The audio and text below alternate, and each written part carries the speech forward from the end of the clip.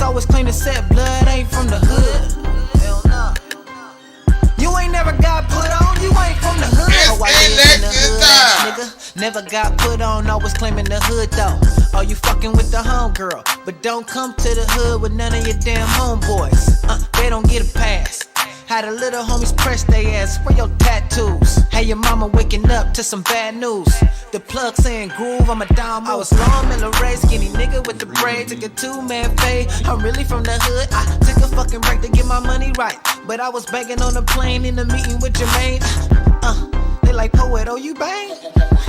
They forgot where I came from. I was gang banging when it wasn't fun. Homie doing life right now, cause we don't play the fun. You ain't from the hood. Nah. You ain't get put on, you ain't from the hood. So what?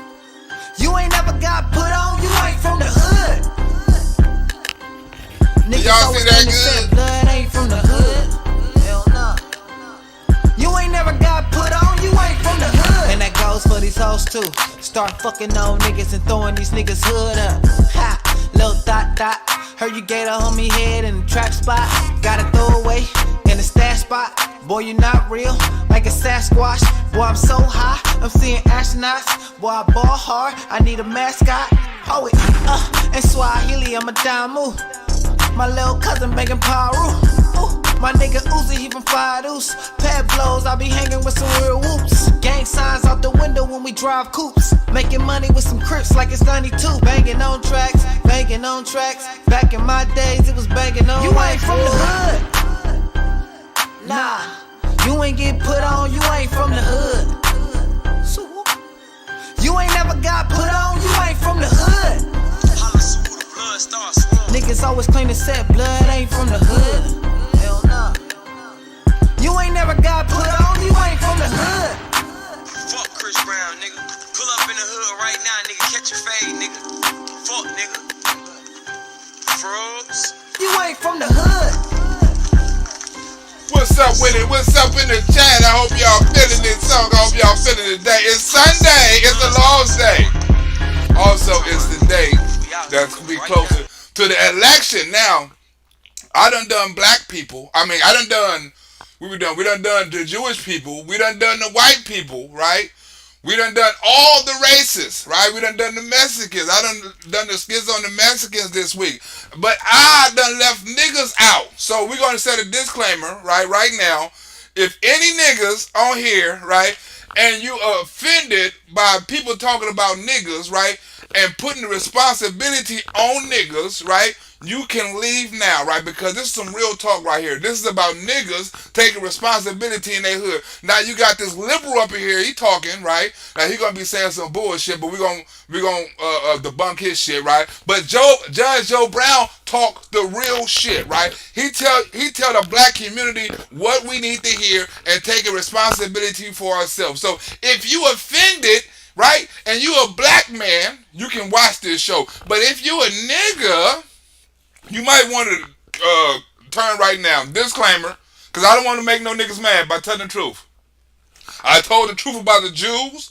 I told the truth about the white people, right? I told the truth about the Mexicans. Now it's time for me to tell the truth about the niggas. I can't leave nobody out. This is equal opportunity. I told the truth about Muslims, Ukrainians, Russians, all that. Now it's the niggas' time. Right? So if you offended, you can leave right now because I don't want your nigga ass leave me no message. It's later on talking about why was you talking about me and Judge Brown was so wrong and the liberal dude was right. Don't do it on this channel. Right? Now I gave you fair opportunity. Now let's get into it. Right? Let's get into the matter of fact, I don't want to get in here because this is much clearer on here. It's much clearer on this one right here. So it's much clearer. So right, it's much clearer on here, so I gotta watch it on here. So this is unedited, so it might mess up a little, but this is unedited. But it's a lot clearer on here. I don't know why, but it's a lot clearer on here. Now let's get into it. Now, if you're a nigga, I gave you a perfect opportunity to leave now. Leave now. You got plenty of opportunity to leave now. Here we go. Gun violence. My first question will go with you, Dr. Dyson. What is the biggest issue impacting black males today? That's niggas in the hood, right? But he ain't gonna say it. I'm gonna be the nigga promoter. What you call it? The nigga narrator, right? The nigga moderator, right? What is the number one thing about niggas in the hood and crime in the hood, right? Now you ain't this ain't from no white people. This ain't from no Democrats or no Republicans that don't know nothing about crime. These are from two niggas who supposed to know something about crime, right? Or two niggas who supposed to be attached to the hood, right? So we're gonna get these opinions about what's going on in the hood with crime and niggas in the hood. Well, first of all, it's obviously what's confronting young black men: lack of resources, lack of employment, lack of education, the flooding of. I forgot. Wait a minute. I gotta set another disclaimer. Right now. For white people, right now. This video is about black responsibility, but this dude right here, Michael Dyson, say some racist shit. So I gotta set a disclaimer for the white people. White people, you might hear some things on here that you may not like, that may sound racist, but disclaimer, is not me. It is this nigga on here, right? He don't speak for all niggas with his racist ass rhetoric, right? Talking about white people and talking about white people bad, right? I'm talking about Judge Joe Brown. I'm not talking about this nigga who finna be talking about white people like a dog. Our communities and indeed this nation with guns. Back in Judge Joe Brown's day, back in my day, there was a resolution of disagreement with fisticuffs. You see how he trying to sound all smooth right now? Yeah, I'm from the hood. Back in my days, it was disagreements, it was with fisticuffs. But watch how he finna get into accusing white people all this shit going on in the hood. Sometimes in a dice game you might get cut. But the rapid proliferation of access to guns has led to a devastating consequence for so many of our communities. So we can talk about the ethical and moral outlook on black crime. People kill where they live. People kill where they live. Now that is true, right? But people also kill depending on economics, right? People kill for reasons, right?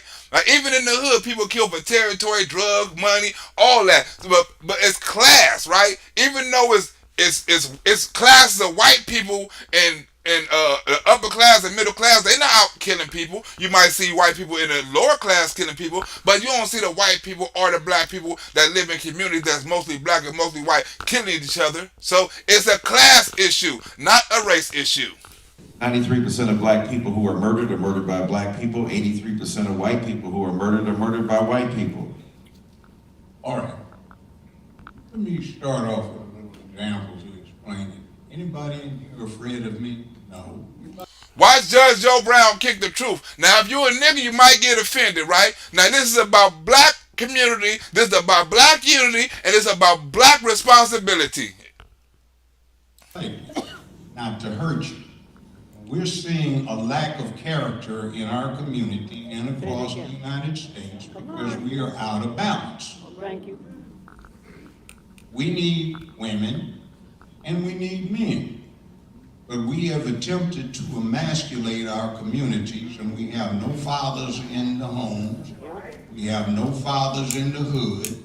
We have no culture that is putting fatherhood out there so that the boys understand that they are to grow up and be men. Do you understand that, niggas? It's no culture in the hood. There's no black culture in our neighborhoods. We not putting no culture in our neighborhood. The only culture we got is drive-by shooting, twerking, gang banging, selling drugs, Instagram, all that old shit. We don't have no culture.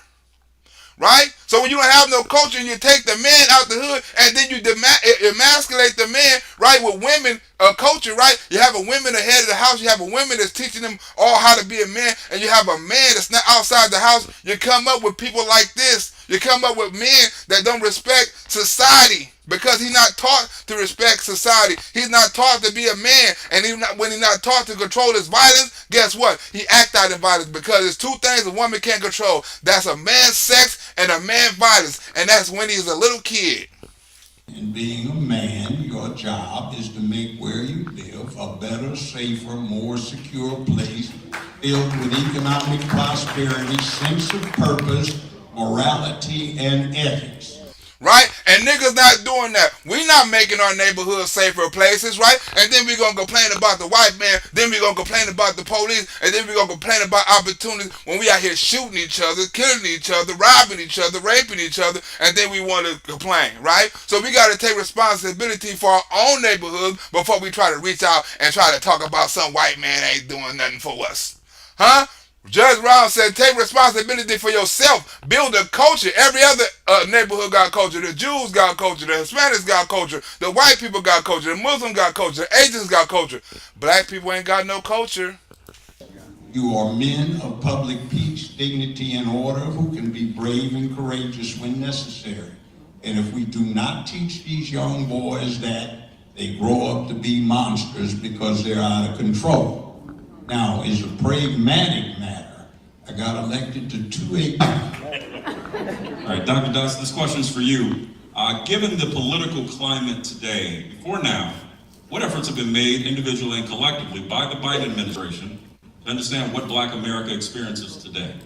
Do you hear what? Now he asked him a question. Now, this dude is a liberal and a Trump hater, right? And he asked him a question. What have Joe Biden done, right, in his time in office that he can say that reflect what he's doing for black folks, right? What kind of evidence can you show, right? Watch what this nigga say. Well, obviously, the Biden administration has made certain strategic moves, certain substantive moves. Strategic and substantive. You see him trying to use big words? Joe Biden ain't done shit. Certain political moves and certain legislative moves, right? So when you think about the fact that Biden committed to run with a black woman, right, the first in history, and then put a black woman on the Supreme Court who's already earning her keep. She ain't done shit. A black woman on the Supreme Court, right, and a black woman as vice president. Them is two bad examples of what Joe Biden done for the black community. If that's what all you can do, nigga, huh? Is that all you can think about as a liberal? A black woman on the Supreme Court and a black vice president, right, who ain't got no power, who ain't got no voice, and who ain't doing shit for the black community? I think not. By asking penetrating questions, by being far more vocal than the black man who occupies that space. Talking about Clarence Thomas. She's not more vocal than Clarence Thomas, right? Why you think all the Democrats going after Clarence Thomas? They saying he's too vocal. We've been here in SEMA all week. Oh, wait a minute. Vegas. Now- No. Asking penetrating questions by being far more vocal than the black man who occupies that space. I told you it's unedited because... When Judge Joe Brown talks about character, they ain't just in the hood, it's those who wear hoods. Huh? Not ones in the hood, it's those who wear hood. I guess he talking about the white people that's watching this, right? You see how it went from violence in the hood and what we gonna do about the hood to him talking about white people in hoods, right? Now it's not just the hood, it's the white people in the hood. You're the problem, the white people. I ain't saw no white people with no hoods, but you are the problem. Right? And I think it's critical that Joe Biden's symbolic in terms of black women in these critical places are also symbolic gestures, although they have substantive impact, are also accompanied by efforts to redress the economic inequity in the country. What the fuck is he talking about? What does this have to do with Biden doing something for black folks? Talking about the economic... See what I'm saying? When you ask a liberal something, he don't know how to answer it, he goes into all kind of big-ass words and word salads that ain't got nothing to do with the question. So when you see Republicans pushing back on right now the ability of black people to be able to, as other citizens, enjoy $20,000... Right? And Judge Joe Brown finna get on him about this school choice shit, right?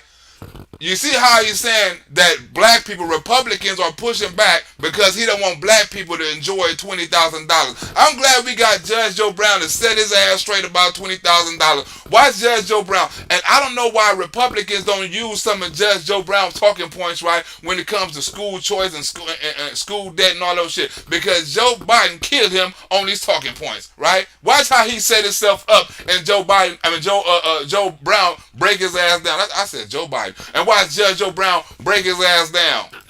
Of reparation, if you will, for student loans. The right wing is organized against that because it's not explicitly racially based, though it has racial consequence. You said Republicans are giving niggas money because it's not racially based. It don't have enough racially consequences, right? That means it ain't got enough consequences up in it to vote so that hurt black people. So Republicans only vote on bills that hurt black people. See what I'm getting at, black America? See how these liberals think and how they send these niggas out to speak for you or speak to you? He's speaking to you. There's some black liberals up in this audience because this is recorded with cell phone agreeing with this shit because he speak big words and he talk racist shit. And black people love racist shit sometimes. They are arguing against that because it helps black people. Again, who could take a lesson, not only the Migos, but the right-wing Republicans who refuse to acknowledge the systemic complicity and white supremacist orientation of their entire tradition, trajectory, and history. Wait a minute! Wasn't it the Democrats, the KKK? Wasn't it the Democrats, the Jim Crow? Wasn't it the Democrats who fought to keep slavery, right? Wasn't it the Republicans who freed slavery? What are you talking about, history? What is he talking about? What is he talking about? The party of the KKK is the Democrats, right? But you see how he tried to switch it, and you see the black people like, woo! Because if a black person is ignorant, just like I was, you would think the KKK has something to do with the Republican Party. I thought that shit for years, right? And if you ain't been educated, and you've been taught by people like this, who connected the Republican Party with the KKK, guess who you think the Republican Party sponsored? The KKK. And who you think the KKK sponsored? The Republican Party. Because of people like this. Against the betterment of the masses of people, including, by the way, poor and working class white folk. Right? So they need character too. Alright?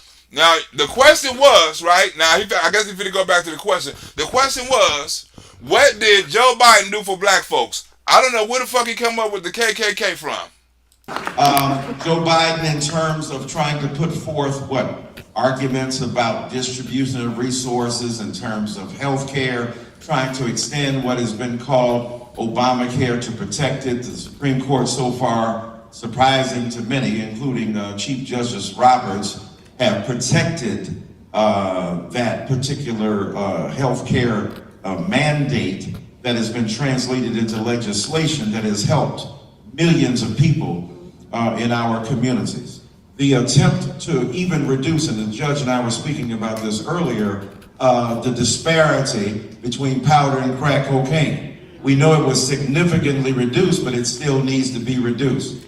Well, why don't you talk about who made that reduction or who made that extension? That was Joe Biden. You don't want to talk about that, huh? And then the other day, when the judge speaks about character, he's right, of legislation, of strategic and symbolic gestures.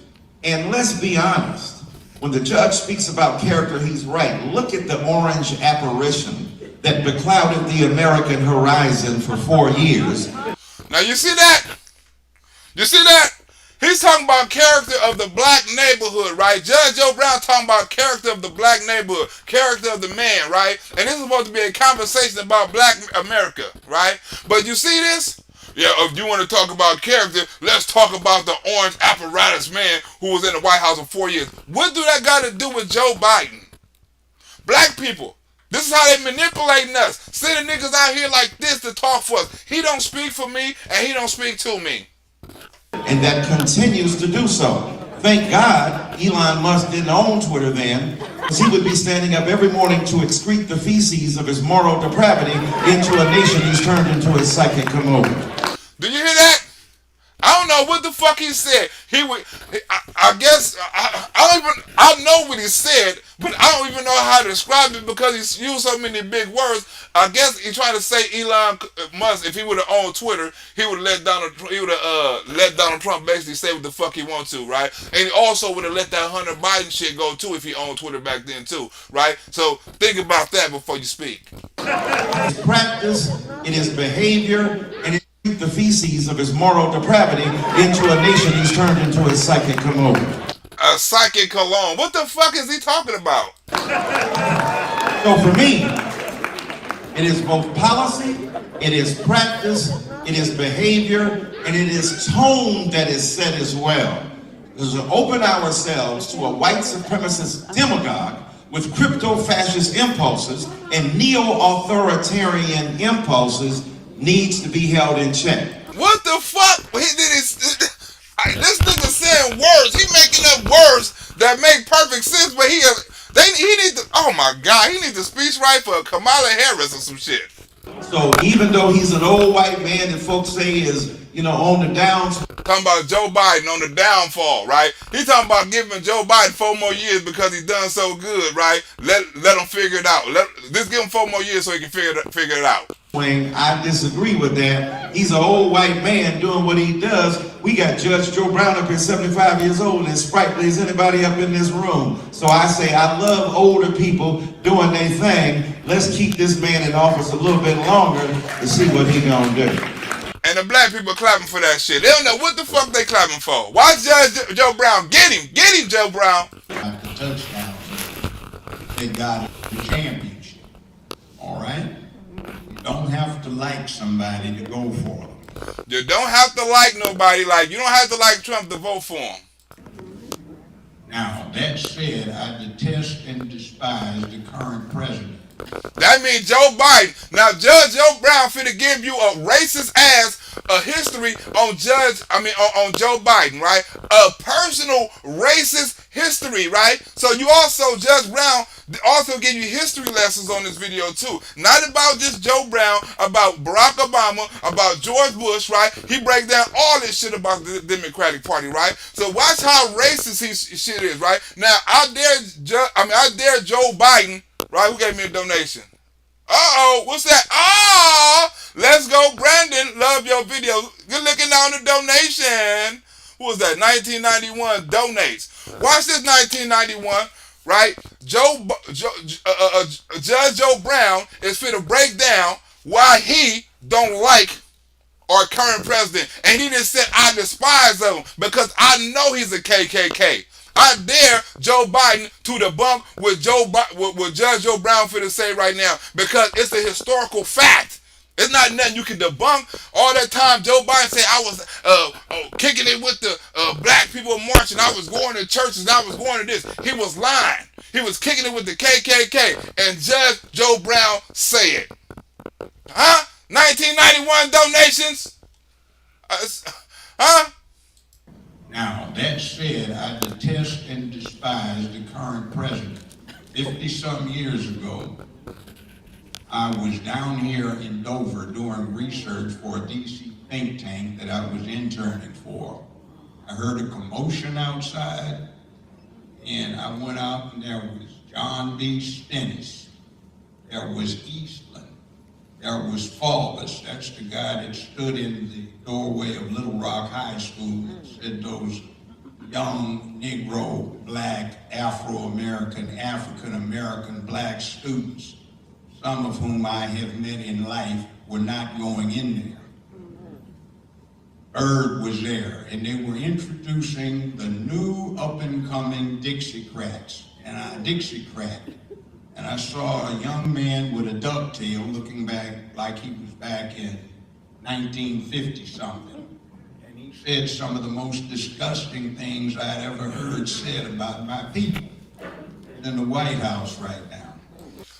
Judge Brown said the most disgusting thing he said about black people. Some of the most disgusting thing, keeping with Eastland and all of them, was a Dixiecrat, right? If you want to check Judge Joe Brown, check your history, right? Because it's a date and it's a time and it's an event that this shit happened on. All that shit Joe Biden talking about, I was with the Martin with the King, I was marching with the church, I was marching with the preacher. It's a fucking lie. He was marching with the KKK. Now, you have to look deeply at what is actually going on. Let's take the forgiveness of the student loan thing. Sounds good, except when you back off any place in the rest of the world that you had a 4-year college degree, you would be firmly in the middle class. In the United States of America, the Labor Department has said the middle class makes, if you're just one person, $125,000 a year. Woo! You hear that? Wait a minute. Is this a bot? Is 1991 donations? You a bot? Is this a bot up in here? Send me these donations. This is Elon Musk. I think this is Elon Musk right here. Donations 1991 donations. It's Elon Musk. Good looking out, Elon Musk. I know Elon Musk when I see like Elon Musk. Good looking out, Elon Musk. But did you hear that? The person who who went to college is supposed to make 100,000. That's the cutoff point, right? 125K, right? Now watch the rest of this sentence, 1991 donations. Watch the rest of this point he make, right? If you can make this, you shouldn't need no motherfucking loan. You shouldn't need no motherfucking reduction or no debt payback. Because it don't benefit you. That is the cutoff point for any relief under this thing with the student loans. So when they're giving you relief, that is a testimony that something is wrong here because you're not making what you ought to make with your education. Huh? Do you hear that? Something is wrong. If they gotta forgive you, something is wrong because you're not making what you're supposed to make with that education. Because with a college education, they said the cutoff point is 125K, right? So if you make it under 125K, when you went to college, you're not making what you're supposed to be making, right? So something's wrong there. Something's wrong. 1991. Meanwhile, let's back off. Was it wholeheartedly done, or is there another purpose involved? Well, if you are a bank or a financial institution, you no longer have to wait for these loans to be paid off in installments. You get all of your interest and a complete repayment on the obligation all at one time. You can discharge people in your loan collection departments. You don't have court costs and attorney fees to take people to court. You make a ball. Meanwhile, some people are happy, but their financial circumstances still haven't changed, and they're not in the middle class. Huh? Do you hear that? No matter, look, just because you knock $20,000 off somebody, their conditions is not going to change, right? They may be in debt with something else. They may be $100,000 in debt. They may owe something on some bills, a phone bill, a light bill, a car note. They may owe bills on something else, right? Right? If you knock them down, you know what kind of job they got. They're not going to automatically move into the middle class because you gave them $20,000. You just gave them $20,000 in a stimulus check, and they still the same. You just gave them $20,000 on a PPE loan, and their conditions are still the same.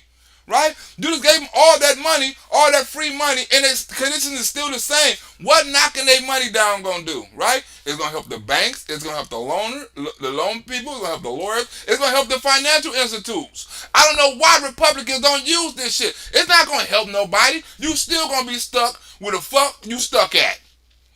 Right? You ain't gonna automatically get a $20,000 student loan debt relief and go be able to buy you a car or a house. Or you automatically gonna be in the middle class making $125,000? Because if you ain't making $125,000 getting a $20,000 loan ain't gonna fucking help. Even though they've got a 4-year degree. Why is that? Because the country is not dealing with what it ought to deal with, because computerization and industrial technology have made most working class people obsolete.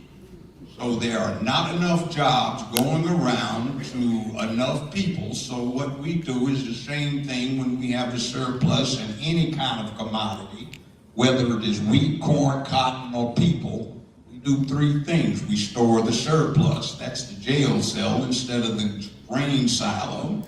Huh? You got to do three things. You got to lock them up. You got to do 3 things. It's too many people, right? It's too many people. How many people getting laid off of Fortune 500 companies? Look at them, right? Look how many people getting laid off of fast food service, right? Because they got robots. Look at it. Look how many people getting laid off of things like driving services and stuff like that. Look at them because you got robot drivers, you got electric vehicles, you got all. Look at them. Look at the grocery store stock people. Look at them, right? So all this old job shit, right? The jobs are getting less and less because people are becoming more and more obsolete. You have a subsidy of the would-be producer. That's the government check that people become too dependent upon. You pay the farmer ordinarily, say not to grow soy, and you cut back production. Well, the farmer doesn't grow soy, but in our case, with all the negatives on social media, entertainments, the kids bang out, drug out, crop out, get pregnant too early, too often, don't develop any vocational skills, any academic excellence, they have wrong ideation, they turn where they live into chaos-filled areas, they just are unemployable, and when they get that first felony, then you don't have to worry about them. And why is that important? Because there's some guys, one of whom was named Timothy McVeigh, get real worked up and they go down and buy $250 worth of ammonium nitrate fertilizer, and they go blow up a courthouse in Oklahoma City and kill 240-some people. Well, they don't want that, so they come up with a safety valve. You have schoolhouse to jailhouse pipelines, and you put people who are in a position where there's surplus to labor requirements in there, and everybody gets to talking about free to righteous brothers in the penitentiary, which that has some traction. But I know from 50 years in criminal law, you have 97+% who pled guilty. They didn't get found guilty. Got 84 to 87% that confessed. Some people are not guilty. They're not guilty people. I got the youngest person in the world off death row. He was 15 years and 2 months when I got a stay of execution, 23 minutes before they were going to execute him in Arkansas. Now, yeah, there are things that happen, but we have to develop this character thing so you don't get people put in.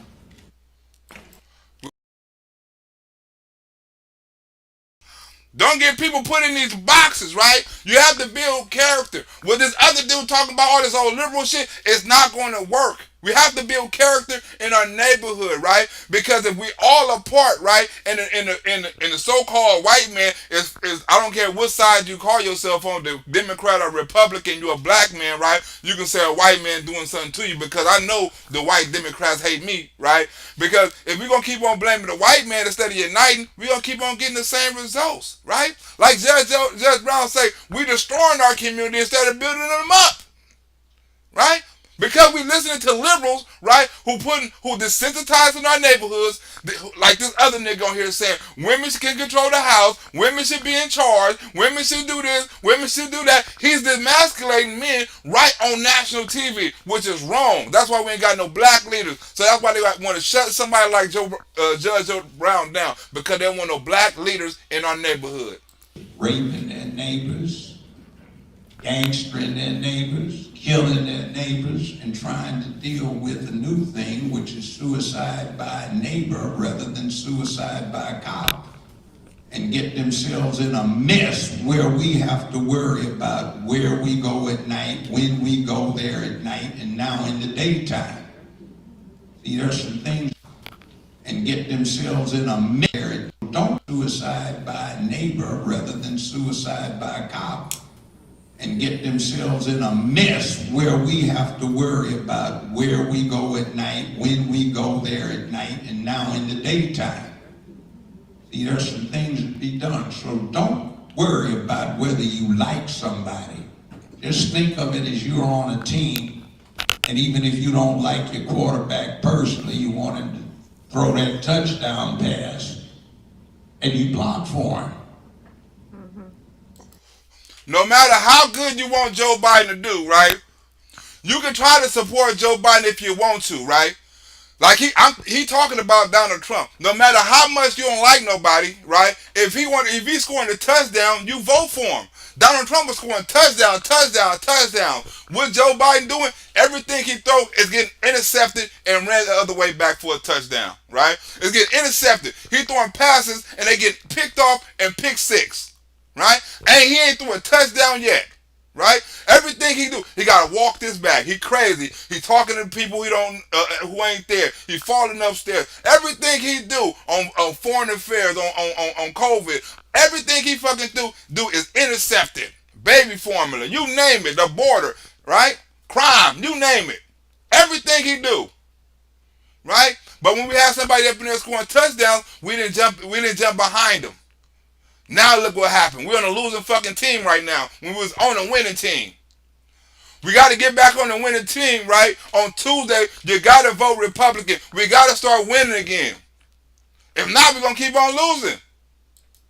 Now, and I want to ask both of you this question. This came from the audience. What are your thoughts? I'll start with you, Dr. Dyson. What are your thoughts on critical race theory? Some say it's telling the truth on American history. Others say it's anti-American rhetoric. Your thoughts? He gonna blame it on the white people, right? It's all about blaming on the white people, right? So white people be prepared. Disclaimer, you know he's gonna blame it on you, right? But Judge Joe Brown is gonna put his ass in check. Yeah, well, and I just want to amplify what the judge said. Character, again.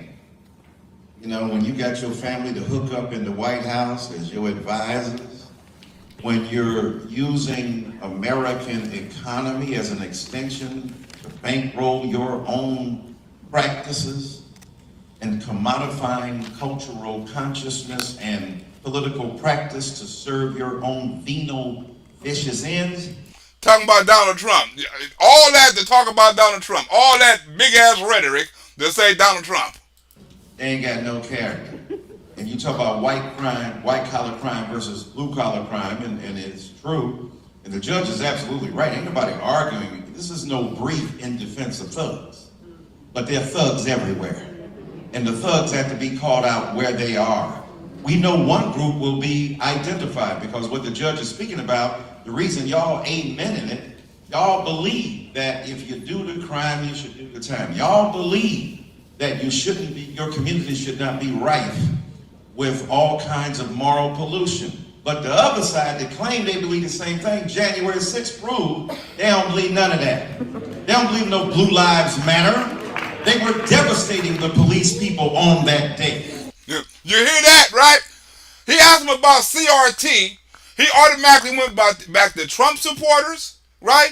And Republicans. You see the arguments?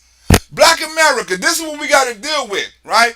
Instead of coming up with solutions, he want to add on to the problem. He asked him, what do you think about CRT? Well, we got to get with the real criminals, and we got to do with character and all this other shit. He can't wait to talk about Republicans. Every opportunity he get, he talk about Republicans. Because guess what? It's election time, and they want to send him in front of a bunch of black folks that preach this madness about Republicans or racists. Right? It's election time. They don't believe in the Constitution, the Declaration of Independence, the Bill of Rights, the Federalist Papers. They took a Confederate flag, the banner of disloyalty, and drug it through the United States Capitol, the very embodiment, symbolically speaking, of democratic practice, small d. And then imagine if a brother or sister thugging out and thugged up on that darn, put his feet up on Nancy Pelosi's desk. Oh, and by the way, the other day somebody went to her crib. Speaking of thuggery, speaking of lack of character, the white supremacist crackerocracy. That nigga said crackerocracy. That nigga said crackerocracy. He blames the gay nigga at Nancy Pelosi house on the Republicans. First of all, he was an immigrant, right? Republicans are against immigrants, right? He was a nudist, right? Republicans don't do that shit. He had a Black Lives Matter thing on this shit. Republicans don't fuck around with that shit, right? He molested his daughter and his kids, right? Republicans don't mess around with that shit, right? I mean, it's lots of shit that he do that is liberal, especially the kid part, right? So you keep on blaming us, right? And this is a liberal state, right? He live in a liberal city, right? So how in the hell you gonna blame that white supremacy, and he had no white supremacy connection, right? They ain't hooked him up with a white supremacy group. They ain't hooked him up with a white supremacy quote, right? They ain't hooked him up with none of that shit. They hooked him up with none of that shit, right? So they keep on saying it's Donald Trump and white supremacy. He had no ties to white supremacy. Ain't no white supremacy gonna break in nobody's house, right? Stand over somebody's house, butt ass naked, right? Then gonna say, I got a hammer, right? I'm gonna beat Nancy Pelosi knees in, and then, right, I'm escaping. I'm expecting to escape from beating her knees out. I'm gonna go to another senator house and do that because she wasn't the only one on the list. I'm gonna escape the police, all these cameras, all this old stuff, and go to all these senators in the house and beat their ass with the knee with a hammer and make them tell the truth. Right? If that was the case, for real, truth about what? that Paul Pelosi really loved him and not Nancy? Like, tell the truth, Nancy. Paul really loved me. Gonna beat it till you tell the truth that Paul really loved me. That was me in the car with him. This nigga opened the door and got beat with a hammer. Ain't that a bitch? Come on, there's all kind of shit wrong with that. But he's a right-wing extremist. The rule, reign, and tyranny of white supremacist ideals, norms, and values, I'm talking specifically about that, show themselves to be bankrupt. So Juju and Jamal and them need to be held to account, and the rest of these thugs need to be thrown in jail who work for us in American democracy. Now, that nigga said Juju and JoJo. This nigga said Juju and JoJo need to be thrown in jail, and the rest of these criminals need to be thrown in jail too. Juju and JoJo, that's fucked up, Juju and JoJo. But he talking about the rest of these criminals need to be thrown into jail too. Oh, now what's the question? Right? All that shit, now he want to answer the question. Need to be held to account, and the rest of these thugs need to be thrown in jail who work for us in American democracy. Now, to answer your point about education,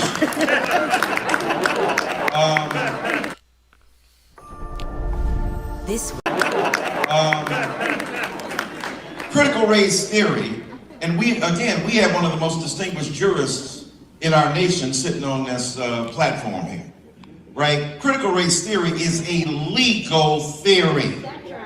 Invented first by Derek Bell, right? Yeah, black people. That's right. Meredith in Mississippi, and then became the first tenured law professor at Harvard University.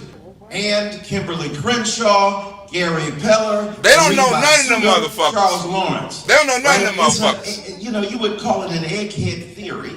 In the sense that us eggheads, philosophers and theoreticians and academicians, we up in the academy, we're coming up with very practical considerations that have theory at their base. And all critical race theory says, when it comes to thinking about institutional racism, don't think individuals, think institutions. Yeah. It's not whether or not you call me the N-word, it's whether or not the tax base will determine who gets an education and who gets the best education. Or the tax base and the property base will determine the distribution of goods and resources for education. So you might have a $70, $80, $90 million school out in the suburbs of Philadelphia or in Delaware, and in the inner city, barely running water with textbooks still second and third hand. So critical race theory is simply saying, as a legal philosophy. Wait a minute. Can I ask the question, right? People always say something about them schools, right? Now, schools are based on districts, right? And them districts are based on income. And them incomes are based on, taxes. And taxes based on income. Most of the people that go to them schools that you're talking about stay in community where most of the people don't pay taxes, right? A lot of them people are on community assistance, government assistance, or, got little rinky-dink jobs or something like that. They don't have the ability, to pay, they don't have the income in that community to pay for them taxes get them repairs on them schools and stuff like that. Because they have to raise taxes, right? Right? There's no, if I live in a place where 80% of the people are on government assistance, right? Which is in the hood, right? Living Section 8 housing and all that shit, and 80% is on government assistance. What kind of school, what kind of funds do you think is going to happen in that community, right? When 20% of the people in that community is paying taxes for that school, right? Everything else got to get federally funded or something like that. It's basically hand-me-downs, right? But people in that community is not working. Now you go to Beverly Hills, right? When they pay a lot of tax properties, this, income, all kind of shit, get donations and stuff like that. They got enough to build their schools up, right? They got people coming back donating to the library, you know what I'm saying, and went there, stars, celebrities, Fortune 500 company owners and shit, right? So, I mean, it's based on also class, right? And that's why Donald Trump and all these Republicans want school choice, right? Because we don't want the opportunity not to send our kids to them schools, right? So you better vote Republican, right? Because you want opportunity to not send your kids to them schools. You want an opportunity to get a fund to send your school or your kid to a school of your choice, right? To one of those schools he's talking about. And with school choice, you'll have that opportunity. Let's think not individual but institution, not particular persons but systems in terms of the force and function of inequality in America. They ain't teaching no 5th grade students no daggum CRT. These white folk, for the most part, and Negroes too, who are against CRT, wouldn't know the difference between CRT and OPP.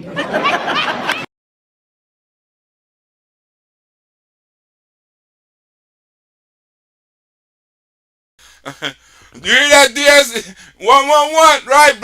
DS 111, Black Lives Matter, MAGA, right? Them are Black Lives Matter, right? Black Lives Matter, right? But you see that? Who is that? What? Dean Watson, Pelosi, boo, playing the hammer with illegals, playing the hammer with illegals. Sure the fuck is, right? Black Lives Matter. Go look at all the donations. But you see this? How you flip this? The CRT, right? The white people need to be responsible, right? For everything. Y'all need to be responsible for everything. Watch Judge Joe Brown get his ass on the CRT. Huh? History lessons. Right? And so, critical race theory, I've taught it for years. It's a philosophically dense process for which they pay their precious tax dollars. So CRT is critical and necessary, but what they're trying to be against is the teaching of history in general. If you look at Ron DeSantis, what he did when he signed that anti-CRT bill was saying what? We don't want white students to be uncomfortable. We don't want white students to be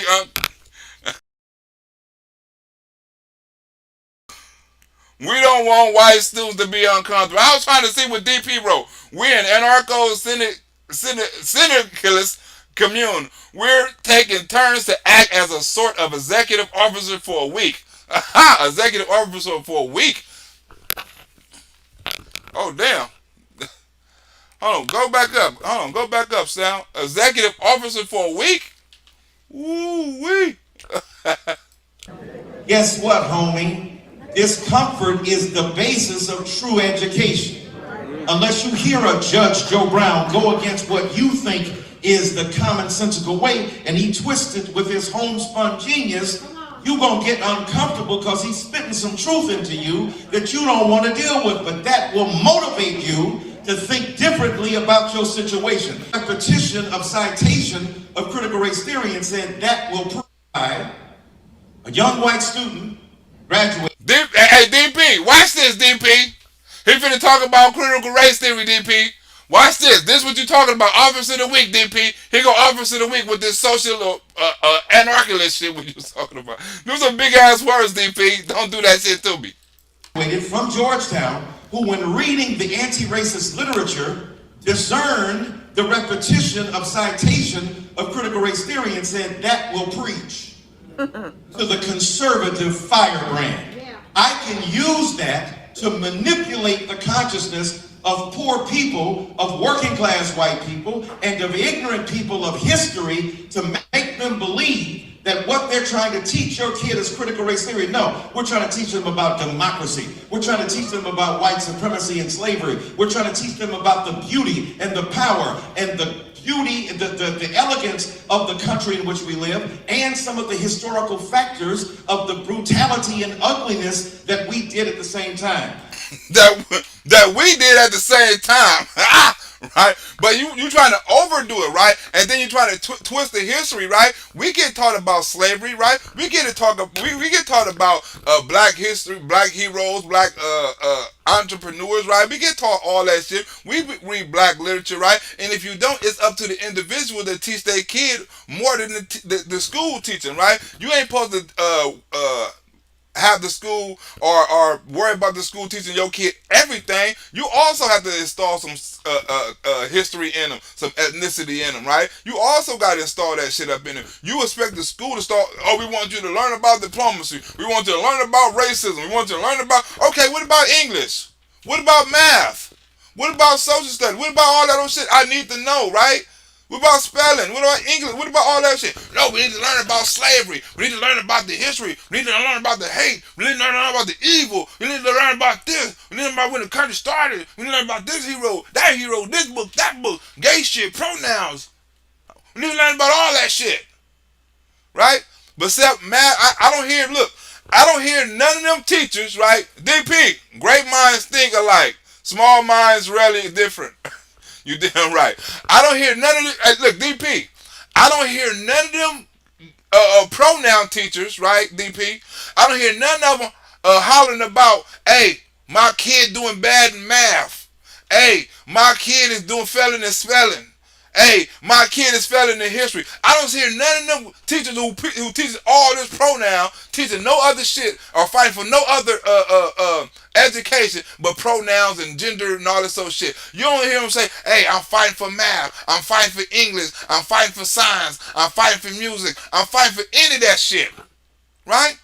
Why did they not protest higher test scores? Why did they not protest higher SATs, right? Why they not protesting better books, right? Why is the people that's complaining, right, DP, right? Why the people, the white liberals that's complaining, right? Why they not going and complaining in front of them black schools and holding strikes in front of the black schools, demanding that the government clean these motherfuckers up? Right? So these black kids, these education can get the same education they can get, right? Why don't they go down there, these white liberals, and strike in some front of these ghetto-ass schools, DP, and say, we're going to come and we're going to strike in front of these black ghetto schools until they get better teachers and better books and better this and better that. We're going to, if they really cared, huh? But they'll come and strike for the police, but they won't come and strike for black people to have a better education. DP, is you with me? Huh, DP? Huh? DS triple one, is you with me? Dean Watson, is you with me? Huh? Donations, 1991, is you with me? That's, yeah, I graduated and from junior high, from middle school, 1991. Is you with me? Huh? Why don't they go on a strike for black education? I would love to see that. I'm finna hold these liberals responsible, right? Come on, liberals, right? I'm finna hold a march. I'm finna hold a sign. Who with me? We're going to stand out in front of the ghetto school, all these fucked up schools, and we're going to say, we're not leaving until they get some better education, until they get some better teachers, until they get schools that's kind of like ours, you know what I'm saying, for equality, right? Because education, right, the ultimate equalizer, it's not the police. It's not learning no motherfucking gender pronouns, right? That's not the ultimate equalizer, right? It's education.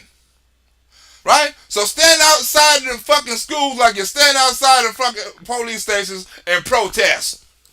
You can't love some history. Either you love history altogether or you don't love history at all. They reenact these Civil War battles. They dress up. They put all the costumes on. But one book about black slavery, oh my God, no. One book that talks about 1619, oh no. The point is, either you are deeply imbued with a historical consciousness and an appreciation for history, or you ain't.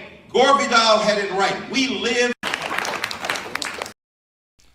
Why Judge Joe Brown get this? I had to cut this shit short. Remember, this is the unedited version because this version is clearer than the other version, right? So probably got a couple of TikTok videos coming down and whoever was on old girl phone or whatever, you know what I'm saying, whatever, right? But this is the unedited version. So watch Judge Joe Brown get his version of critical race theory, right? And this the version black people need to hear. Not hearing it from a white person what critical race theory is. We need to hear it from a black man with history and know this shit.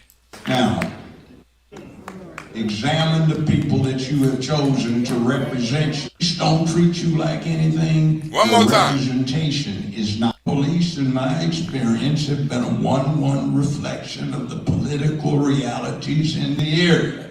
If the police don't treat you like anything, your representation is not good. Examine the people that you have chosen to represent you because they're not doing their job. Huh? If the police, right, is not doing their job, it's because the people you elected not doing their job, right? So if you in one of these swing states, right, if like Georgia, right, if like Pennsylvania, right, like Vegas, right, like all these other states, right, and all these swing states, if you're in these swing states, right, and your ass is getting robbed, right, you worried about your kids going to school, you worried about getting shot, gunshots, beaten, threw in front of a train, right? The reason why the police can't do their job is because the people you elected ain't doing their job. So get the people out of the fucking, the Democrats who soft on police, get their ass out of office because they're not going to do their job. And if they continue not doing their job, guess what? The police going to continue not doing their job. You think it's going to get better with the people you got in place right now that's controlling this shit? No, it's only going to get worse. Look at Chicago, right? They came up with a no bail law. They finna start letting niggas out right now. Huh? They no bail coming soon in the city side too. Right? It's getting worse. It's not getting better. Get these son of a bitches out. Now, all that being said, we don't need to defund the police. We need to revise what police are about. They are supposed to be protecting and serving us. And then several things you have to take into context in American law. It has been held by the U.S. Supreme Court and the federal appellate courts over and over again. The police have no obligation to protect anyone except those people they actually have in custody. Woo! Did you hear that? The police that have no responsibility to protect nobody. That's in the law. So they really don't have to protect your ass. They doing it, right? I guess out of love, right? Out of an oath, right? They really don't have to protect your ass. That's part of the Constitution. They're supposed to protect the person they have in custody, right? Because they're responsible for that person. They're not responsible for you if you're not in their custody. If in the process of stopping criminal activity, they protect you, that's incidental because their primary business is to keep public peace, dignity, and order. So nobody's protecting you. Second Amendment is going out of the window sometimes. Police aren't there for you, so what are you supposed to do? That is a problem, and that's where we are right now. Huh? It's getting worse. They defunding the police, right? Which don't have to protect you, and they want to take away your guns so you can't protect yourself. Right? Every liberal you talk, even this dude talking about taking away your guns, taking away your right to defend yourself. Look how crazy this society got, right? Look how much shit that's happening on TV. And then the Democrats want to say shit like, oh, it's a figure of their imagination. Crime ain't really that bad. Really? It's not that bad, really? Huh? Look, you have to come Tuesday, you have to vote these sons of bitches out of office. So somehow or another along this line of thought, we have to say we have to take back our neighborhoods. They belong to us. We ought to be deeply ashamed that our children have run the parents and the adults out of their own houses. Huh? Did you hear that? We ought to be ashamed. We ought to be ashamed because it's happening in the black community. People don't want to talk about it, but it's the truth. We need to be, as parents, we need to be ashamed. I'm not used to that. And I don't see why you should. Take control of where you live. Huh? Do you think, right? Think about this. If all the black men, right, use all that mind power, all that strategy to do drive-bys, to get away from the police and run from the police, right? All that strategy to cheat people out of checks and do bank schemes and bank robberies, right? All that, all them skills to cook dope and sell dope and add dope and subtract dope, right?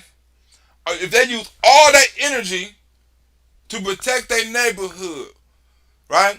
To protect the kids in their neighborhood, right? To grow businesses in their neighborhood, right? To protect the women in their neighborhood, right? To grow the young men to be men in their neighborhood. They have the opportunity to do that, right? Because they spend enough energy and enough brain power and enough skills and enough talent to do all that other shit, right? They can do the same if they was to switch their thinking and say, instead of tearing down my community, I'm going to build my community. Guess what? We wouldn't need help from nobody else. Right? That's why they say niggas in the hood can play for the NBA because all you gotta do is run, shoot, and steal. Huh? That's all you do in the NBA is run, shoot, and steal. How many niggas can do that? They spend all that strategy, all that brain power, right, to break in a store and rob and steal some motherfucking Gucci purses. You mean they tell me they can't put all that energy and all that brain power in the book? They can't put all that brain power and that energy in their kids? Right? In so many ways that you can make men, right? You can make men fathers again, right? You can force niggas to be father. You can put every nigga on probation, every nigga on parole, right? They gotta have a Father's Day or, you know what I'm saying, a Kids Day out or something like that with a gang of other thugs or some shit like. It's ways you can turn boys into men. It's ways you can turn gangsters into men, right? It's ways you can do it. It's certain programs you can force niggas to do it.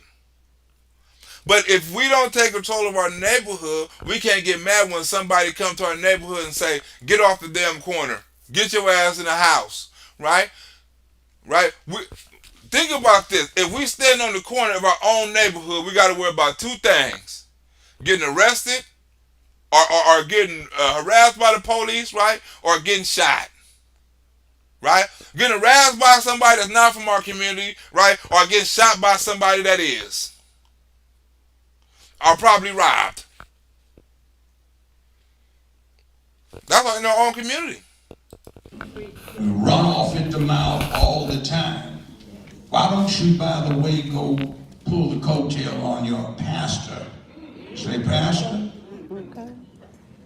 what's happened? I haven't heard you preach about sin and its wages in a long time.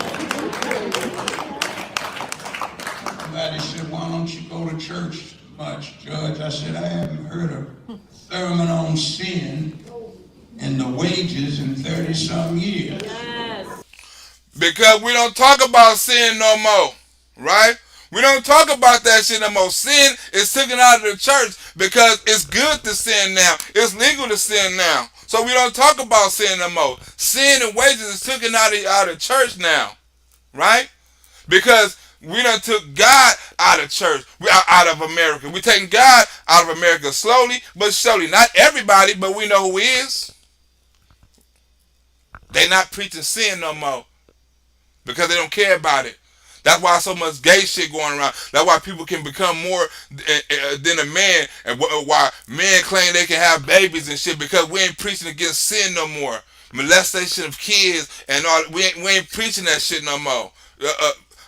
respect thy mother, don't steal from thy neighbor. We're not preaching sin no more, right? We forgot about it.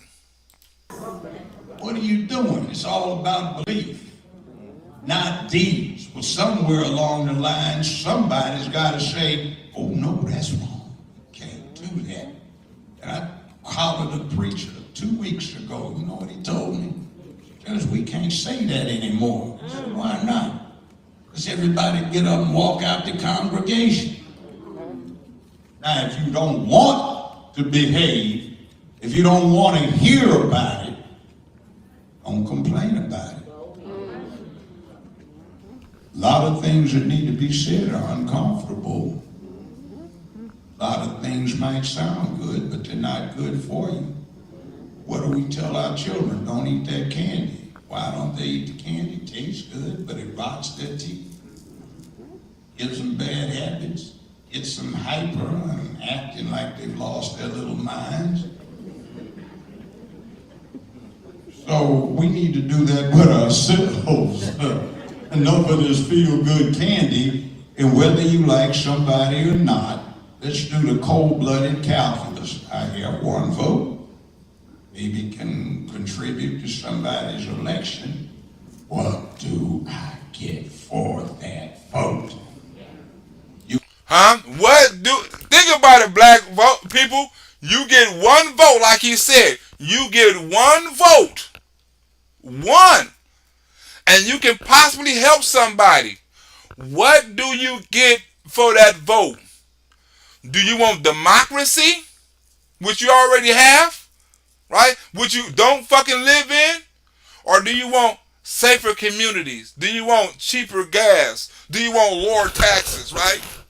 Do you want your kids to go to school, right, and play in sports that they're assigned to, right? Do you want 87,000 IRS agents in your fucking business, right? Do you want to fuck around and be at the brink of war every single fucking month, right? You hear some nuclear shit. This taxes going up. Somebody not take responsibility. Do you want the CRT? Huh? Do you want them to expand on the Supreme Court? Huh? Do you want lockdown? Do you want these mandates? What do you want? You have one vote. Make your vote count. Make your neighbor vote count. You got one. What are you going to get for that vote? Do you value your vote? Just don't vote on party line because I'm going to vote blue because this is how I'm going to stay true to blue. No, vote. What are you going to get for your vote this time? If the Republicans saying all we're going to do is help you with your democracy, is that what you want with your one vote? Is that what you want to contribute to with your one vote? That can possibly help change the course of our whole country? You want to vote on getting your democracy or saving your democracy? That's it? That's all? Because it sure ain't preached on shit else. You and yours get what you need? Or are you wanting and you look at somebody else getting a lot and you get nothing? And then basically,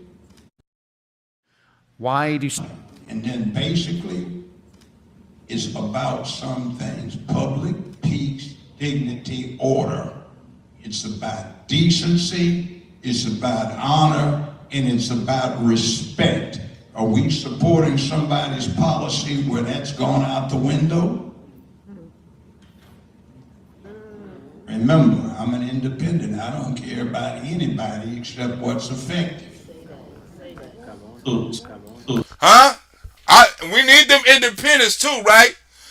If you care about what's effective, have the Democrats been effective these 2 years?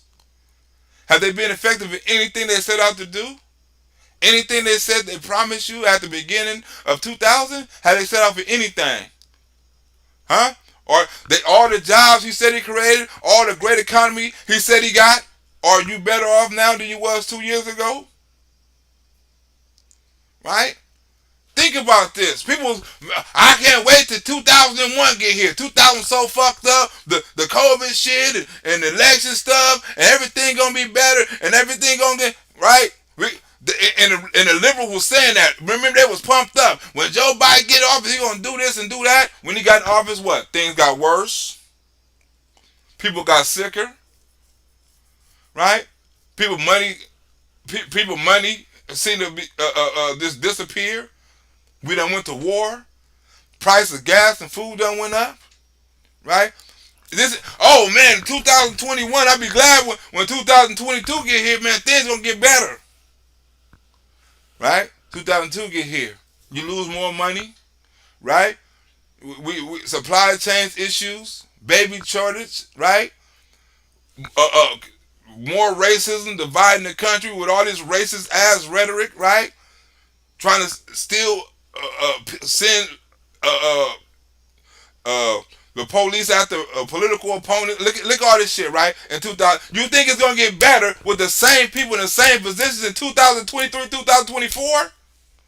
If they haven't made shit better, right? If they keep on talking about the shit Donald Trump broke, well, you had 2 years to fix it, and it ain't got fixed yet. You ain't fixed not one problem that you set out in the White House to do, and you got 2 more years to go, right? Supposedly. You think you're gonna fix them shits in 2 more years? You haven't even started. So, Judge Brown, speaking of what's effective, let me ask you, and then I'll come back to you, Dr. Dyson. What are your thoughts on voter suppression? Is it racist? Is it wrong to require people to have ID when they vote? No, it's not wrong to have ID. I represented, still acquainted with murderers, thieves, thugs, gangsters, and they all have driver's license. I mean, you're trying to thug out. I mean, you driving down the street, no license, you going straight to jail. So they have driver's licenses. In just about every state, if you want to register to vote, you get it through the DMV. Right. If you can get a driver's license, you can get a voter's registration card. Come on. That's specious. Now, next thing. Since 2008 in Shelby County until 4 or 5 months ago, the feds put up funds to replace every one of the corrupted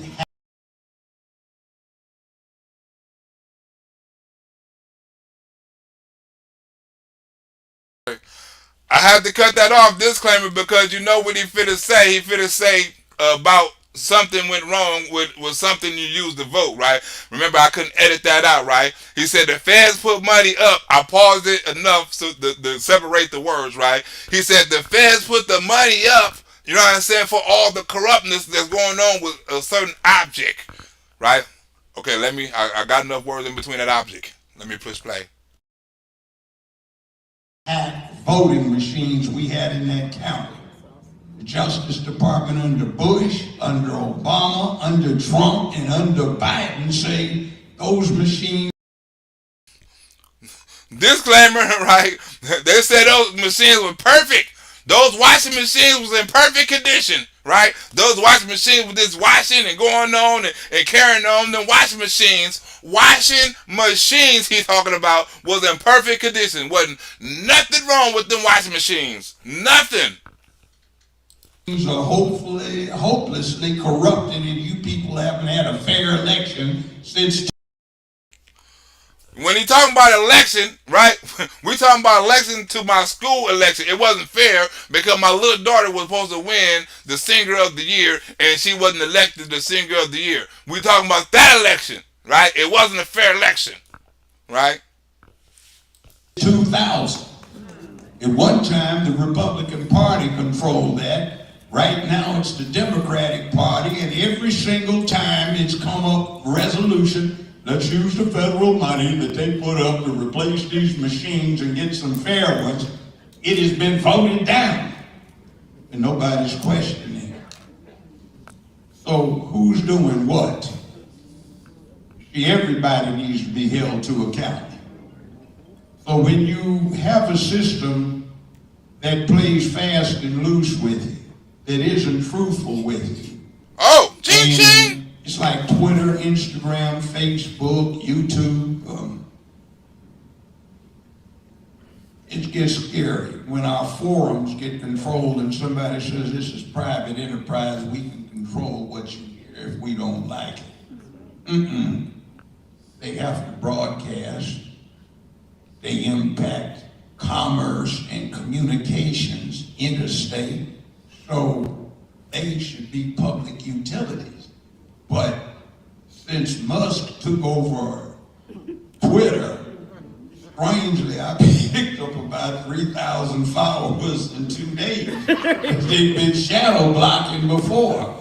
And now I just posted an article, a study that came out that said real live people are actually checking out what you are doing and posting on these institutions and blocking them if they don't like it and it doesn't go with their agenda. There were supposed to be algorithms, but I guess they weren't. The algorithm cut his ass all right. Now, I was gonna do a video on the first person that they cause they compared Donald Trump. I was gonna do a video on president's mental health, right? Now, it was a thing back in the days you're not supposed to comment on a president's mental health, right? You know, not supposed to comment, right? And because the Goldwater rule, right? Now, the Goldwater rule is set in place because you're not supposed to talk about a president's mental health, right? Now, when a doctor can't do it, but now you have so-called experts that's coming on TV. Remember when Donald Trump was in office, right? They were like, oh, Donald Trump, mental health this, mental health that. I'm not supposed to speak on it, or I'm not diagnosed to speak on it. Every one of them people broke the Goldwater rule, right? You know what I'm saying? When it came to Donald Trump. When it comes to Joe Biden, right? When it comes to Joe Biden, nobody broke the rule, right? And I'm finna give you something 100, right?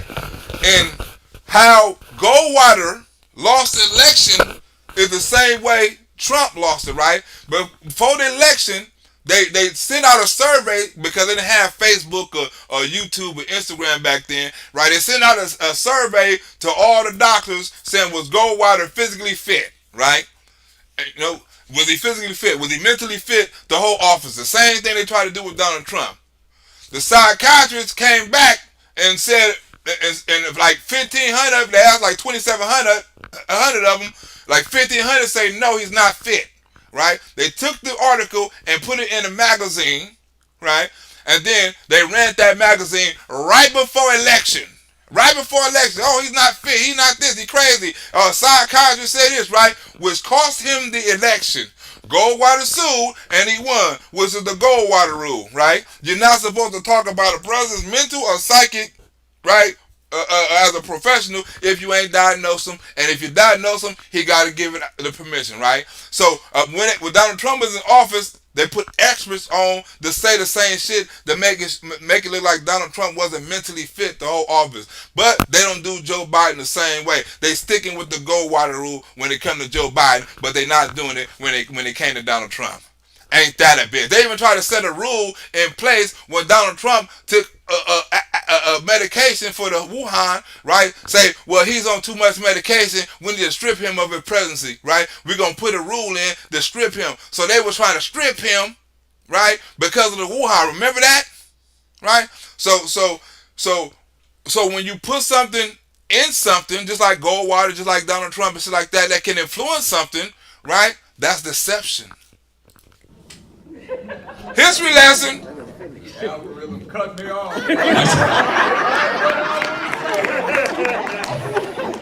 Please. No, Mike, I'll yell. Look in here. In other words, just because you hear it doesn't mean it's true. Come on. If you want to find out something, go look yourself. Go read a lot of things because what they put out there is not necessarily the truth. Or you can watch my shit and not tell you the truth. Huh? You can watch my shit and I'll tell you the truth. Go do the research and learn the truth for yourself. Black folks, we got a history of not learning the truth for ourselves and accepting the truth, even when it comes to religion from somebody else. Go out and search for the truth or watch my channel. If you want the truth, go witness it yourself. And another point, and we're drifting off here. Yes, black people get jacked around. I have certainly throughout my life. But it is too easy to try and turn us all against each other, black, white, brown, red, yellow, so a certain select few corrupt crooks can get what they want. We're all in this together. All of us. This is our home. And if you have somebody on the bottom and you keep them down there, they get dissatisfied. If your foundation is decayed, it doesn't improve just because you put a new paint job on it. You have to do something so everybody has a piece of this action. Everybody is provided with the resources to deal with self-help, to deal with self-advancement, to deal with providing for themselves and those that depend upon them. You have to deal with their character so they know who is depending upon them. You have to deal with what's in their heads so they are prepared to function in the 21st century. And then we can go someplace if we stop trying to keep somebody on the bottom. Now, be green for all I care, but if you got a good thing going on, I'll listen to you. Thank you. Pass the mic. Well, look, I want... Meaning, right? Stop giving black people handouts and give them the tools necessary to succeed and build their own community, right? Give them tools instead of handouts, right? Teach them how to fish or give them a fishing pole and teach them how to fish instead of giving them a motherfucking fish sandwich and tell them to eat. Teach them how to fish so we can fish and eat forever, right? Don't give us no fish sandwich like, don't go fishing. Don't go in the pond. We'll catch the fish for you and we'll give you a couple of fish sandwiches. No, teach me how to fish. Give me a pond. Show me where the lake at. Give me a pole. Give me some bait. Don't give me no fish sandwich. First of all, I want to say what the judge said about policing. So refreshing to hear. Because even if you disagree, there's human beings. So we see white people with machetes in their hand trying to kill police and they refuse to shoot them. You saw the video of a white cop running from a white boy. The white boy took his car and the white man with the gun was running up the hill. Can we get some of that? Right? That's what we're talking about at the end of the day. Nigga, I saw plenty of police videos, right? And the same thing would happen with black people, right? I saw them chase black dudes with guns and tell them to put the gun down for about 5 or 10 minutes before they shot them, right? I saw all of that shit too, right? I saw them do all those shit, right? But you only pointed out because you saw a white man do it, right? And you can point out the white man do it, but you don't point out the many times they hold out on black people and fuck around and get shot their damn selves. You don't talk about that one, do you, huh? You don't talk about when a black person comes to when a white police officer comes to the car, right, and asks the black person for a license, pow! You don't say nothing about that, do you? Character of these characters needs to be reformed in a fundamental way. Now, to answer your question about voter suppression, I think what the judge said is right. There is overwhelming evidence that there's voter suppression. And voter suppression is about local Republican legislators. Oh shit, right? Republican legislators are the voter suppression, right? He came with a whole different thing, right? About the media, about hiding stories, about manipulation. He like the Republicans is voter suppression.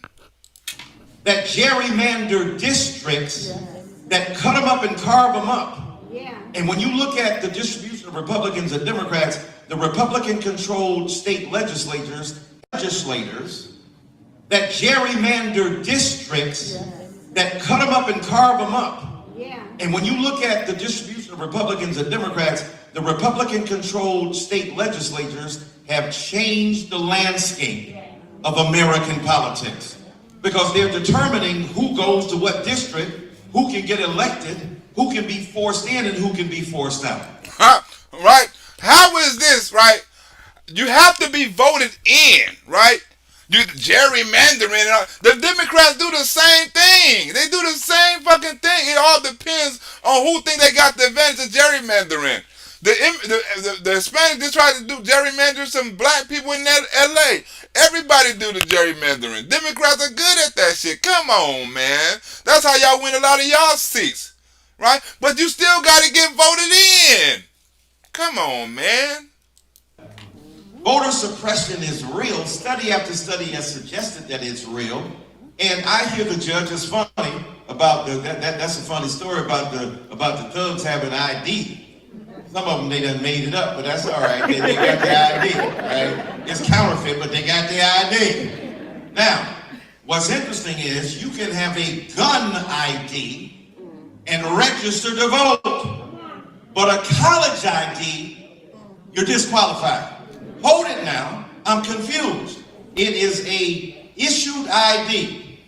It's not a federal ID, motherfucker. It's a federal ID. You got to get a gun. If you have a gun ID, you have to get a federal background check to get a gun ID. You have to get that shit going to school. Anybody, you can have a regular fake ass ID to go to somebody else, but you have to have a federal background check to get a gun ID. It's a difference. Right? That allows you. Now, we know it's about federally issued IDs and so on and so forth. A lot of folk can't afford them, believe it or not. A lot of folk can't afford to pay that money. Just because you can afford to pay that money, you would think, oh my God, you can pay $30 and $40. A lot of folk can't do it.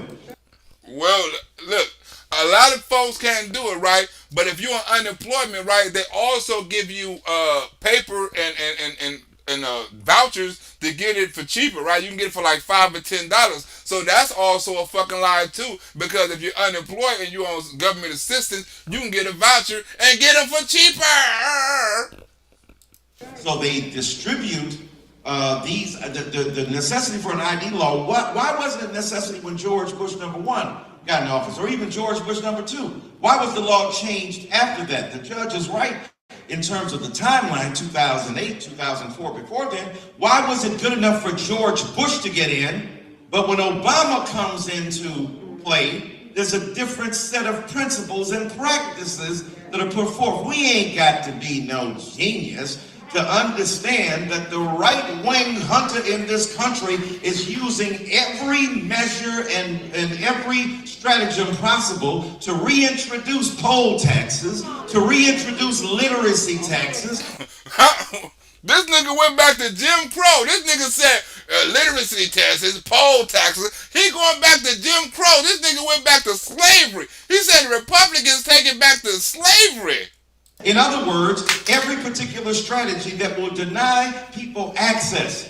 When the judge talks about what's going on in other countries, in terms of getting money, and $20,000 forgiven, first of all, most other countries got free education. Right. You ain't got to worry about no damn student loan because you ain't got to pay for it in the beginning. They do that in California, they do it in other places. So how about making education accessible to the masses? How about having a national holiday for voting? Why you got to be taken off from your job because they not interested in everybody voting? They want fewer and fewer people to vote. That's why you got early voting. That's why you got mail-in voting, right? You have an opportunity to vote how you want to. You have an opportunity to set a date or a time, right, to vote, right? So you're talking about they don't want everybody to vote. That's a damn lie, man. You got 2 weeks to vote. The Republicans have admitted that. They've done studies where they've said, we don't want these people necessarily voting. It's too much access. He said they done studies on that. They asking Republicans, hey man, do you want these people voting? Hell no, I don't want these people voting. This nigga is lying. This nigga said they done studies on it. That they don't want, Republicans don't want certain people voting. This nigga's lying. I'm confused. I thought you were about democracy. No, you want your particular ideology to prevail.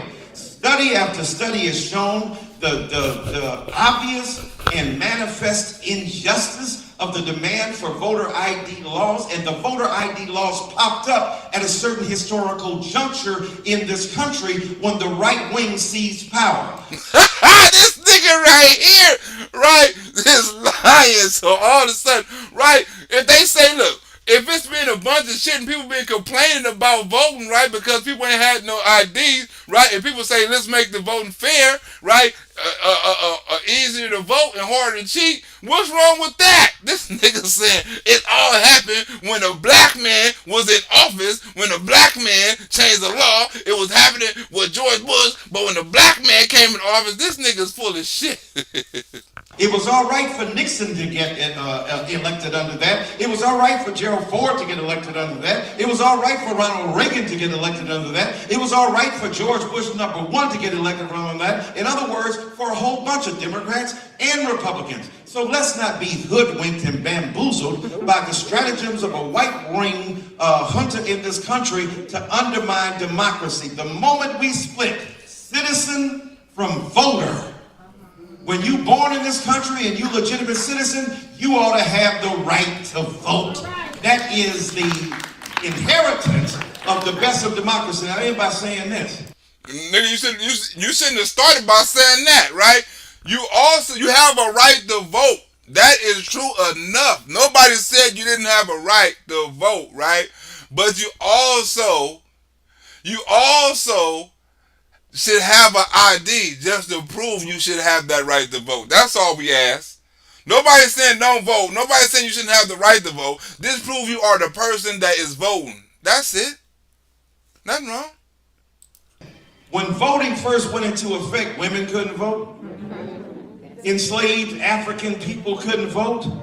Only if you were a property-owning white male did you have the possibility of voting. So when we fight for the release of unduly strictured laws against voting, it don't just help black people, it helps the masses of Americans. I'm for more people voting. I believe if you don't win this time, try it next time. Let me tell you what sore losers the right wing are.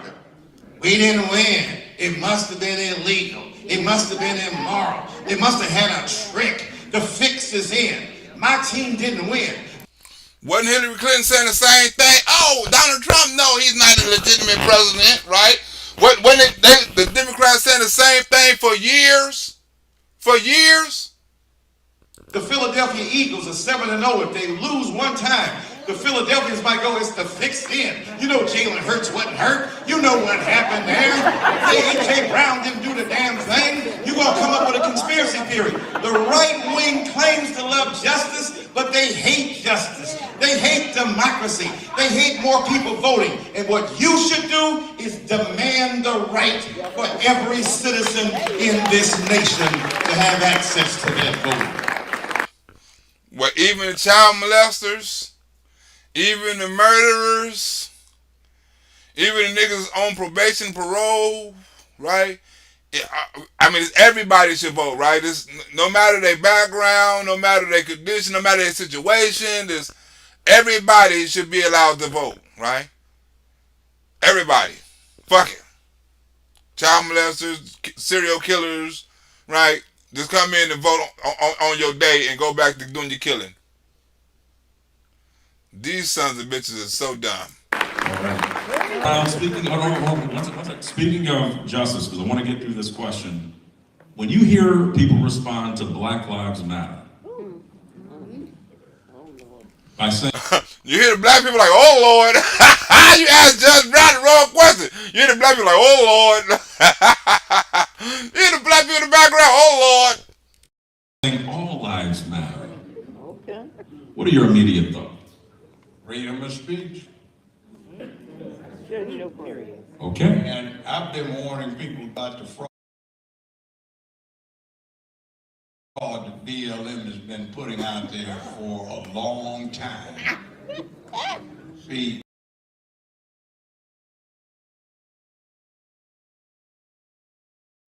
I could buy whiskey and vote before the 60s were out. And I know what we did, all the people that died, because it was dangerous being against the party lines back then. People shot you, not for robbing you, not for police using an excuse that you were a black man running, but because of your politics.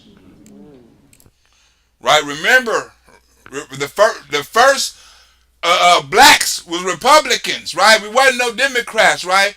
And the white liberals used to hate black Republicans, black conservatives. They would hunt you down and they would do something to you, man. They hated you. And I know that there is a problem out there with what we are perceiving now. January 6th, it was deplorable, but there are 185 people. I saw that all the time back in 60s when one college, there are 185 people. I saw that all the time back in. There is a problem out there with what we are perceiving now. I wanted to see this right now. I was telling people I was in a real riot before, right? Like 1992, the Rodney King and all that other shit, right? Now that was a real riot. When you look outside and you see your whole fucking city smoking, buildings tore down, right? Sirens everywhere, helicopters everywhere, looking like a third world country. The shit on fire. There's people running down the street and yelling shit, right? I'm talking about a country, a city burning. That was a real riot. And also went to the other thing, which was fun and happy, and everybody left. Mostly. January 6th, it was deplorable, but there are 185 people. I saw that all the time back in 60s when one college or high school got upset because their team didn't go to the bowl game. When I think of riots, I think of being in South Central in 1965 where they called out a division of the Army to put it down, and there are 15,000 armed troops out there to do it. And you look from horizon to horizon if you turn around and everything's on fire. And that happened a couple of times in America, right? That happened a couple of times in America. So when the National Guards was called, when the Army was called, they had, in 1992, they had to call the National Guards and the Army because the police couldn't do nothing about it. It wasn't no local police. They had to call the tanks. They had to call the people with the weapons. They were standing on the corner like, what? Nobody come outside. Shit's still smoking.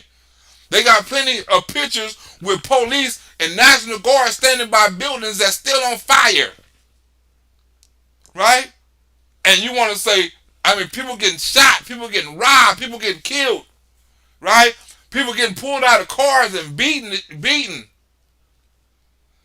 That, who was that sent me one? Good looking out, Nudge. Doing this live, Nudge. That was a riot, Nudge, when I was saying, well, that was a riot. The little shit that was on that day, it wasn't nothing. That was a riot. Now, you want to call that a disturbance or a disagreement or something like that, but you want to call it a riot, I've been in 2 of them. And that was not one. That's a riot. I think of take your booties to the poll.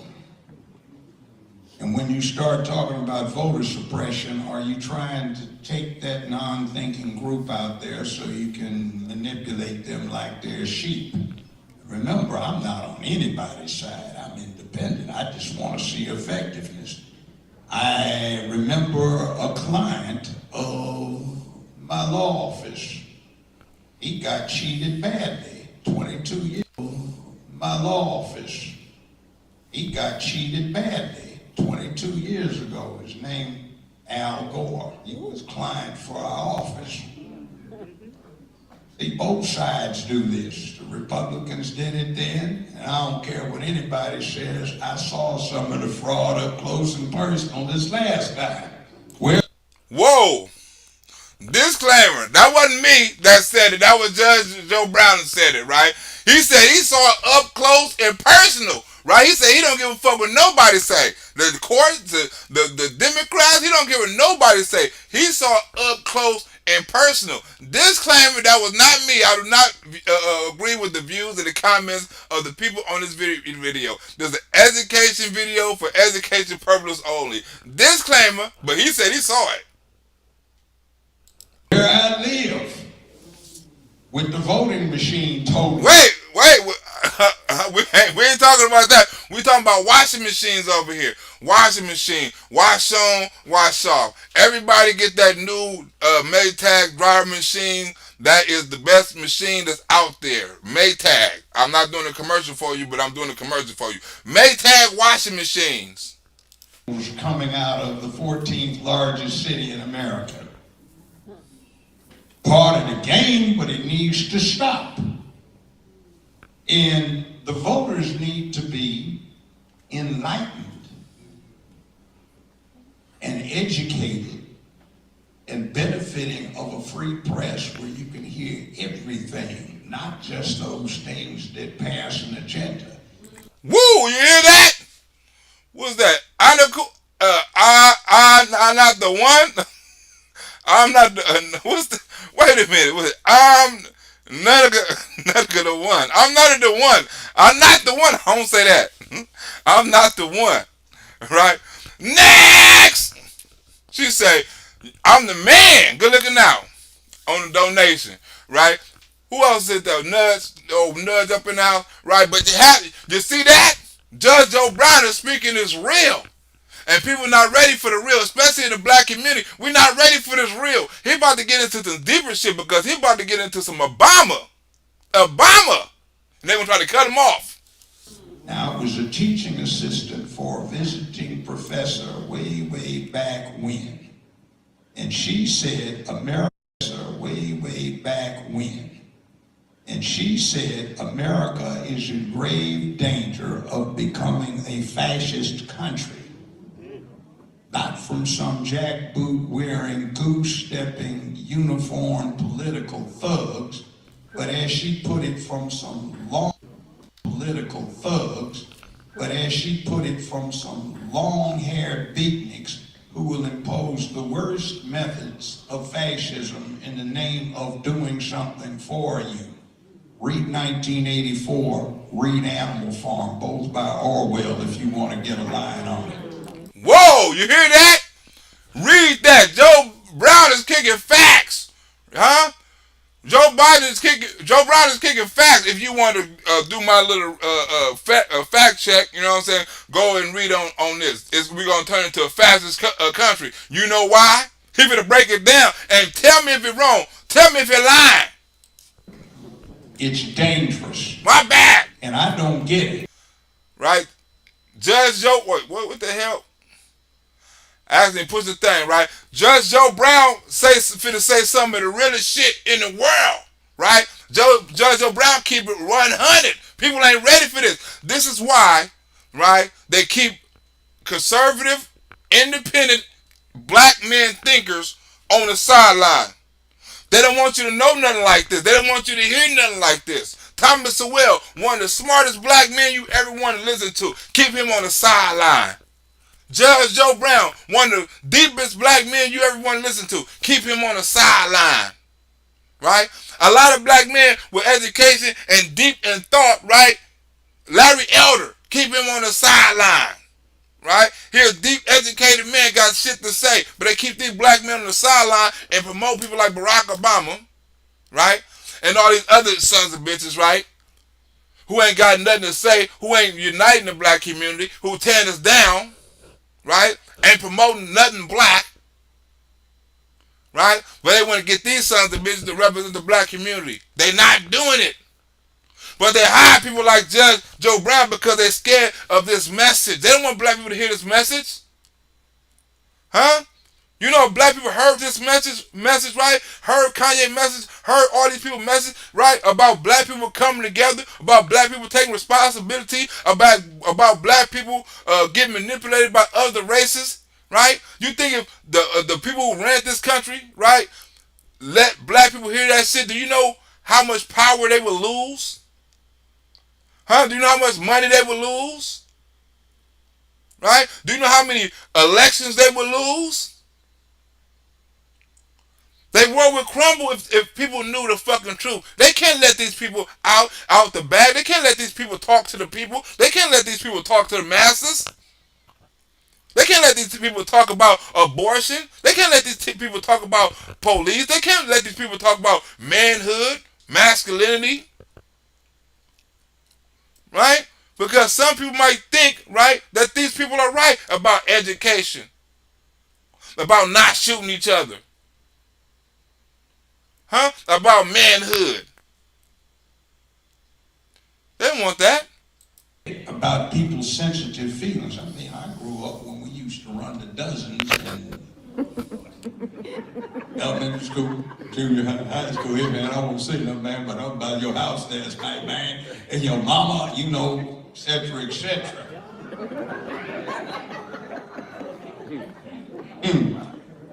Now they go, you talk about my mama, man. I said, calm down. All an art form.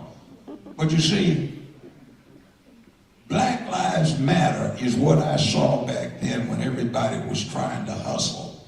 You had a lot of people who were sincere with what they were doing, and some other ones that just said, let me pimp this cause, let me hustle this cause, and see how much money I can get. Years later, I made some Freedom of Information request, and oh yeah, I knew it back when.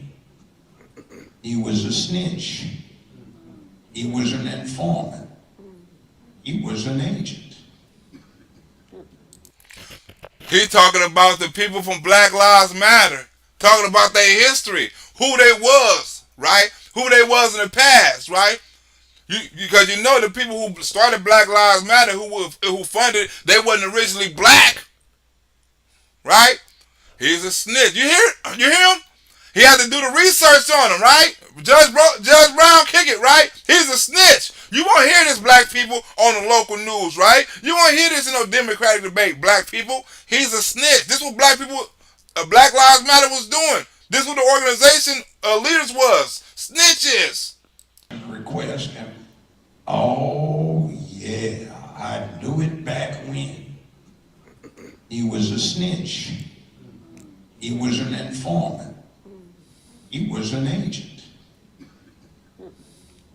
I mean, somebody I knew one time, interesting, I knew him well. He was supposed to be a medic, just got back from the Nam. He was always helping folk out.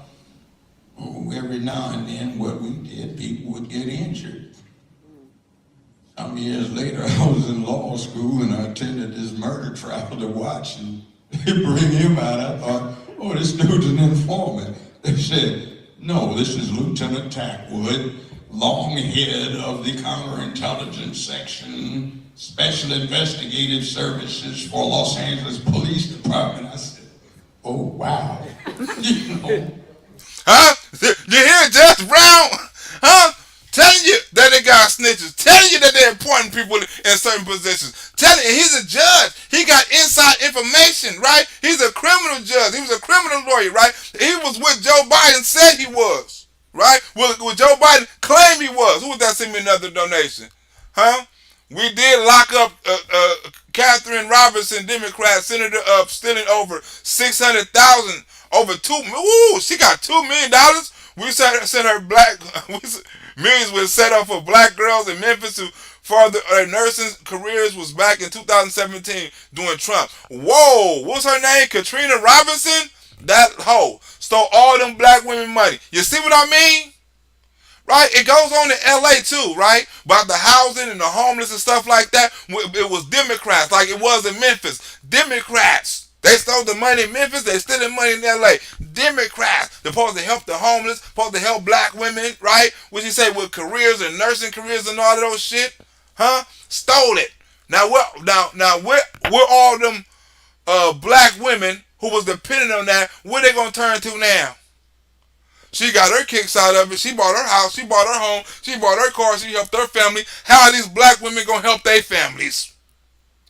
Then you wonder why they're having abortions and shit like that. Then you say, don't worry about the kids. Don't have the kids and don't get no education. Stay just like you are, right? Because if you knew you had an education and you knew you can make some money, then you know you can have some kids, right? But if you ain't got no money, we know you can't raise no kids, so don't have no babies, And you don't need to go to this nursing program in Memphis. Ain't that a bitch? I mean, it's a real thing. I went to a school where in broad daylight, 2 individuals I recruited to UCLA, John Huggins and Bunchy Carter.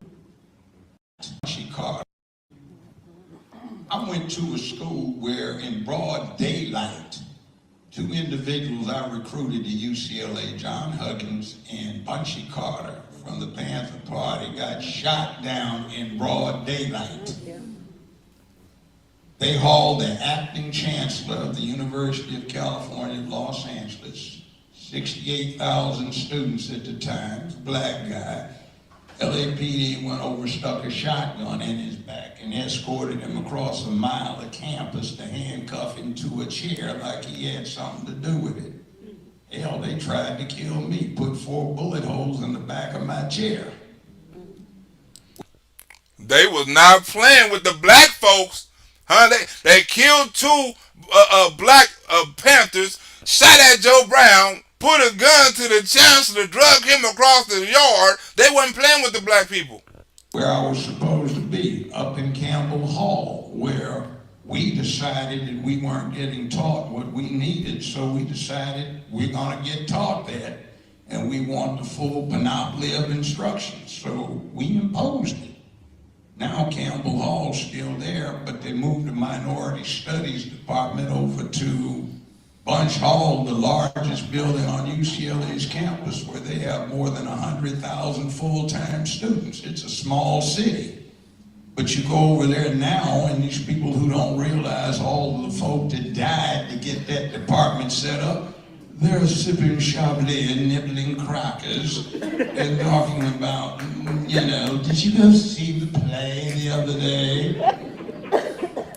Not knowing how many people done died for them to have that right to sit out there. How many black people died for that very right. Black people, you're getting history right now that you ain't going to get from the Democratic Party, that you're not going to get from these liberals, that you're not going to get from these black men that set up to tell you these fucking lies about your history. Know your history. And Professor Crenshaw is over there, who is trying to get tenured, and a roommate of mine, now a doctor, Professor so-and-so and so-and-so, we came up with this Black Studies program. So take a look at this. I said, that's that critical race theory thing. Looks just like it, but there are some changes. We switched from get motivated, get angry, here are the buttons to push, this is how it works, these are your objectives, go do something about it. Now we switched over to everybody is so awful and we need to appeal to somebody to make it all right, like somebody that's been jacking you over, like a lot of crooks I dealt with over the last 50 years. They ain't gonna change unless you make there some consequences to it. And if you don't deliver consequences to somebody when they aren't doing right, you're not getting anywhere. And see, I still think, man, I've seen all of these presidents. I've been alive since Truman was president. You're not getting anywhere. And see, I still think, man, I've seen all of these presidents. I've been alive since Truman was president. Truman, Eisenhower, Kennedy. We debated on whether Kennedy should be in. LBJ, I met 2 of his children, by the way, he had while he was president. Now listen, this is Black history. People don't want to talk about Joe Brown, right? Joe Brown is history, right? I'm talking about as far as getting people off death row, you know what I'm saying, juveniles, changing communities. He's a real part of history, but he's a black man. He has an independent mind, right? So they don't want to talk about him, right? Look at all the people he met. Look at all the history. Look at all the hands he shook. Look at all the connections he got, right? This how he know every fucking thing. Right? He finna get into Barack Obama in a minute. One with the White House secretary and another one with a lady named Marie Brown, who introduced me to her son and the other one, no relation. Then there was Tricky Dick Nixon, and one of my frat brothers ran against Tricky Dick. He was Hubert Humphrey, but he was in Alpha Phi Alpha. So Kamala Harris is not the first somebody in a black reorganization to be vice president.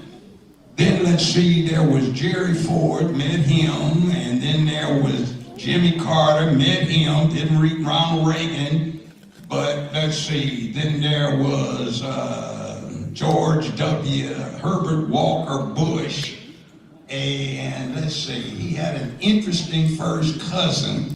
He finna get on Barack Obama now and ask now the Bushes and the Barack Obama. They don't want to let this story out because he had a whole story about Barack Obama, you know what I'm saying, Barry Santoro, and all of those shit that added up. He had a whole story about Camilla Harris' background. Joe Brown know the real. He know the background, right? He know where the bodies lay at. Who was the grandfather of the president after Nixon.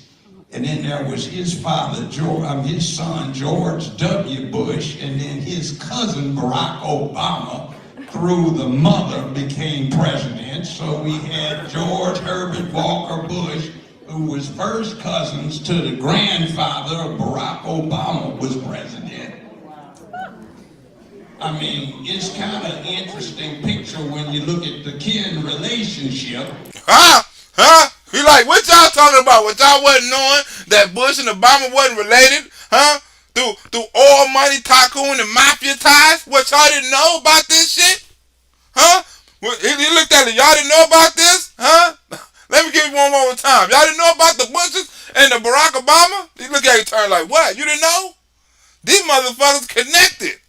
George Herbert Walker Bush, who was first cousins to the grandfather of Barack Obama, was president. I mean, it's kind of interesting picture when you look at the kin relationship, and we're up here talking about fundamental evil, and we're getting a family thing. I mean, for goodness sakes, let's wise up. All right, final question, and then we'll open the calls for. We'll open up for questions on the. Wise up. They family. I ought to do that video. Barack Obama, how Barack Obama is related to the Bushes and stuff like that. And that's how when George Bush was around Barack Obama, Michelle Obama used to give Michelle Obama the candy so she can give it to Barack because that was a little secret between all of them and shit like that. I ought to do that damn video. The audience, final question, Dr. Dyson. When you hear the phrase, and I quote, I get that black people were upset over George Floyd, but how is rioting helping the cause for improving black communities? First thing come to mind. Rioting is temporary, right? Unless it's for a cause, right? Now, the rioting back in the days was for a cause, it was for a reason, it was for justice, right? And equality, right? Motherfuckers rioting nowadays because they talking about police hit somebody upside the head that was running from the police. Right, that grabbed the police billy club, right? That shot at the police, that refused to get in the police car, that swallowed drugs, right? You got rise over that, right? Back in the days, we got into shit because we saw a black man get beat live on TV and the police get off, right? That is injustice, right? When you see it, I mean, Rodney King and George Floyd was in two entirely different things, right? Because we saw it, and they was telling us, no, you didn't. We like, yes, we did. I mean, I saw George Floyd too, but it wasn't like when I saw Rodney King, like, damn, they beating the hell out of him, right? And all the resistance now, I knew some shit was gonna happen to George Floyd. I'm like, this motherfucker, like, I can't get in the car. I'm doing this. I'm having a heart attack. Oh, I'm a good man. I'm trying this. Oh, no, don't do this, officer. Oh, please. Oh, mama, don't do this. I'm claustrophobic. I'm a good man. You can trust me. Please. No, I can't get in the car. I can't go. I just got over COVID. I mean, this nigga had more excuses than the crackhead going. I mean, my bad. He was a crackhead going to jail. But this nigga had more excuses than Hunter Biden running out of Parmesan cheese. You know what I'm saying? Oh, I can't get in the car. Oh, I can't breathe. Oh, no, I just asthma. Oh, I just took some medicine. Oh, I was on drugs. Oh, no, I just got out of jail. Oh, no, I just got out of hospital. No, my chest. Oh, I'm a good man, believe me. Oh, no, these handcuffs too tight. Oh, no, I'm officer. Can you put him to the front? Oh, no, I'm like, this nigga finna get fucked up. He finna get his ass whooped. I knew it. Everybody black knew it. Yeah, well, let me, very entertaining anecdote of Judge Brown there. He asked you about George Floyd, nigga. You want to ask some liberal ass question because Judge Joe Brown just destroyed your ass. So now you want to come up with a liberal ass response. Fascinating history going on there. But at the end of the damn day, right? At the end of the day, again, we know what the real crooks are. We know where the real criminals are. But see, those folk that he's, especially those in the hood, right, in the rioting, they're gonna go to jail. They're gonna serve their time. It's these ones out here who keep appealing to Judge Clarence Thomas by taxes from being seen by the Congress. It's the ones who appeal to the Supreme Court, Judge Roberts, to stay certain things occurring. So again, I'm with the judge. I just think the cast of characters, the ones who is the real criminals, not who is, the real criminals are the ones you see every day claiming it. And it ain't a bigger crook in this nation than Donald Trump in America, though. He pimp daddy, Don Juan, Bishop Don Juan Trump. I'm gonna play out just crush your lot. When you buy from your guy, you don't even know what you're getting. Ain't no telling will I love him, will I diss him? That's what they be yelling. I'm a pimp by blood, not relay song. Y'all still chase something, I'll replay something. I'll replay some. What's up, David Tillman? Good looking at Dark Skin King. Good looking out on the Cash App donations. Time. Good looking out on the Cash App donations, right? You see how he blamed Trump? You see how he blamed Trump? Dark Skin King, Dave Tillman, David Tillman, Time. No, Tommy, but I hit your ass earlier, Time, way earlier. Told you I told your ass I was live, Time, about an hour ago, You see how they trying to blame Donald Trump? He asked him about something else. He asked him about George Floyd. Well, I'm finna put it on Donald Trump. I'm a pimp, and he's a real pimp. And you talking about this, and he's a pimp, and Donald Trump a pimp. What that got to do with George Floyd, nigga? He's a pimp. Donald Trump's a pimp. Anyway. So, when we think about all lives matter, the judge says freedom of speech, you're absolutely right. But it's evident that white lives matter. You ain't got to say that. When Judge Joe Brown walks into a room, you can tell the man commands presence. He ain't got to announce he cold-blooded. He is cold-blooded. You say he's cold-blooded because you applaud for him. You acknowledge him. If he got to say it, you already lost the war. White lives are already evidently in mattering. Gabby Patrina, right? Black woman go missing. Well, another sister gone.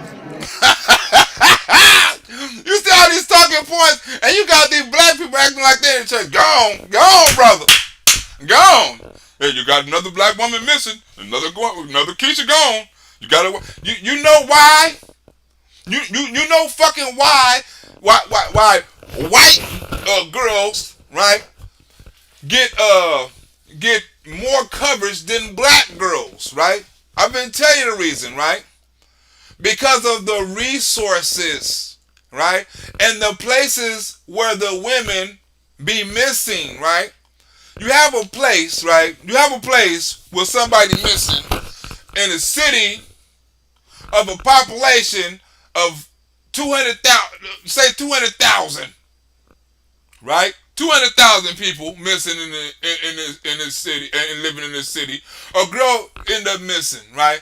That's big news in that city, right? The police station, the local news, and all that shit gonna be on it, right? And plus, that family goes out and post posters and call the news stations. They actually go out and do this shit, right? Now you got somebody in LA, Los Angeles, right, goes missing, right, in a city of 11 million, right? They're not gonna put that on the news.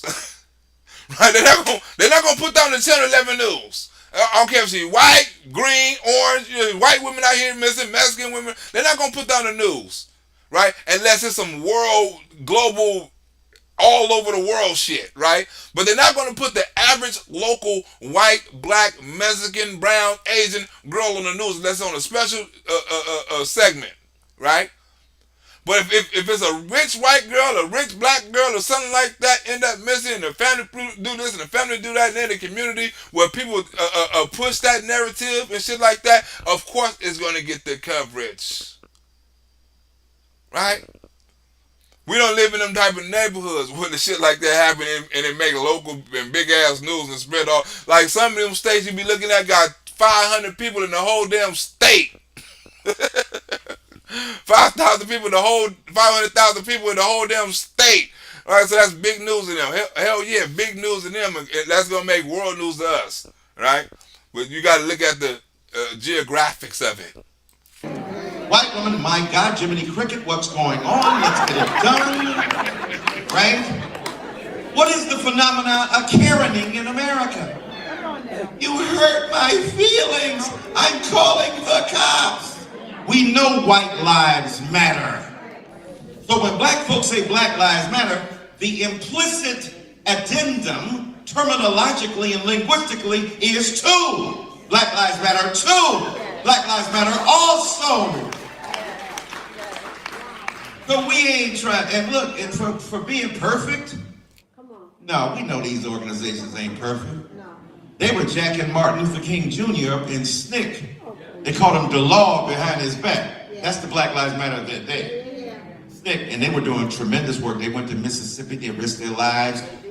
Robert Mo to his alma mater, an alma mater that wouldn't put him on the board of and who made $240,000 back in 1961 and 62 and gave every dime except $6,000. He talking about Martin Luther King. Martin Luther King, right? He talking about Martin Luther King. $1,000 to the movement. Here's a man who gave all of his book royalties to his alma mater, an alma mater that wouldn't put him on the board of trustees until 2.5 years before he died. Why? The white man who was the head of the board of trustees, Brother Merrill Lynch, said that the king was a poor role model. Why? Because he went to jail too often. That nigga said, that nigga like the white man, he be saying that shit so smooth, he'll say a whole soliloquy, then he'll be like, well, the white man said he couldn't do this. Well, the white man, right? The white man, right? Every soliloquy, right? The red orange man, the white man, right? You know, the reason why we can't vote, because the white man, you know, my opinion on abortions is the white man. You know, my opinion on the police is the white man. What's your opinion on inflation? The white man. What's your opinion on why gas so high? The white man. Who fucking your wife? The white man. Who fucking your wife? The white man. That's why you mad at the honey. The white man fucking your wife. The white man got a bigger dick than you, right? Do this nigga know how much white he got in his motherfucking system? Do he know? I don't think this nigga know, right? I don't think this nigga know how much white he got in his bloodline, right? This nigga talking about, look, if I was to pause this video and like this, you look like a fucking white man. You look like a fucking white man. From a distance, nigga, your ass look white. Why you so mad at the white? You half white, nigga. If it was a race ride, he can jump on both sides. He'd be like, you know what? The white people winning. I'm white today. And people will believe it. They're like, you ain't all the way white, but you white enough. People will believe it. You look like a white man. You look like a straight white man. But you sit up here, you are the most racist son of a bitch in the world, nigga, and you're about 75% white. Nigga, you more white than you is black. You got black hair. Other than that, nigga, you, oh my God, nigga, you more whiter than Joe Biden. Nigga, like, the only thing, look, if it wasn't for your hair, I wouldn't even know you was black. And your voice and your racist ways, right? The white man, this nigga is racist. Negro, he wasn't selling crack. He was trying to crack the edifice of white supremacy and Jim Crow in American society. Now, Is Black Lives Matter perfect? No. Got a $6 million crib out in LA? What's up with that? I want the judge to stop by on his way back to the crib in LA and ask what's going on. I ain't lying. Now, here's I want to do light-skinned niggas' lives matter. We ain't never had, look. I'm wearing shirts say light-skinned niggas' lives don't matter. They always trying to act black. You son of the bitch are the blackest. I'm gonna make me outfit say light-skinned niggas' lives don't matter. Niggas always trying to act light-skinned. This is Steph Curry and Drake and all these old motherfuckers done try to take over acting and singing and all this old shit. I'm gonna put light-skinned niggas' lives don't matter. Look, Black lives matter, but light-skinned niggas I don't really give a damn about. Light-skinned lives don't matter. You the most racist son of a bitch. You fucking it up for the real black niggas like me. They gonna get mad at me for this shit, right? They gonna hear this nigga and get mad at niggas like me, the real black niggas like you. I feel like doing some racist. Look, when they ready to hang a nigga, right? When they ready to hang a nigga, or they ready to do some harm to somebody, they not gonna look for nobody like him. They gonna pass that nigga up and get to me. I'm like, this the motherfucker was on there talking about the redhead cheater, and this nigga was on here talking about the white supremacist. It wasn't me. I was supporting you. This nigga, this light-skinned nigga, get this light-skinned nigga. I'm with you. I was with Kanye West with the White Lives Matter. This nigga said you are white supremacists. You are the crackatocracy. This nigga said the crackatocracy. Don't hang me, white people. Hang this nigga. Let's fuck him up. Me, you together. Nigga, you don't like, look. You don't like niggas, right? And I don't like some niggas, especially that nigga. So, for this one time only, let's team up and let's get him. You know what I'm saying? You can hate on me on another day. But right now, we got a light-skinned nigga we can do.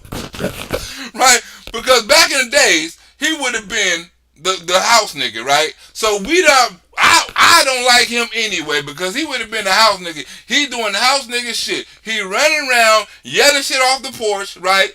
You know, nor can't nobody get to his ass. He yelling off the porch, hey niggas up, hey you niggas get to work. That's what he really doing. The white people done sent this house nigga out to get on the porch and yell all kind of racist shit to get mad at the other white people, white people and shit. You know what I'm saying? This nigga's a house nigga. Let's whoop his ass. Right? Hey, you niggas, that's him. Hey, you niggas get to work. Light-skinned nigga lives don't matter. Here's the point, though. That ain't all of Black Lives Matter, though. Black Lives Matter was powerful because it represented our insistence after Trayvon Martin. Then with Mike Brown. And I'm going to get to George Floyd. Give me one more minute. So the thing is, we said our lives matter. It began as a hashtag. It ended up as a movement.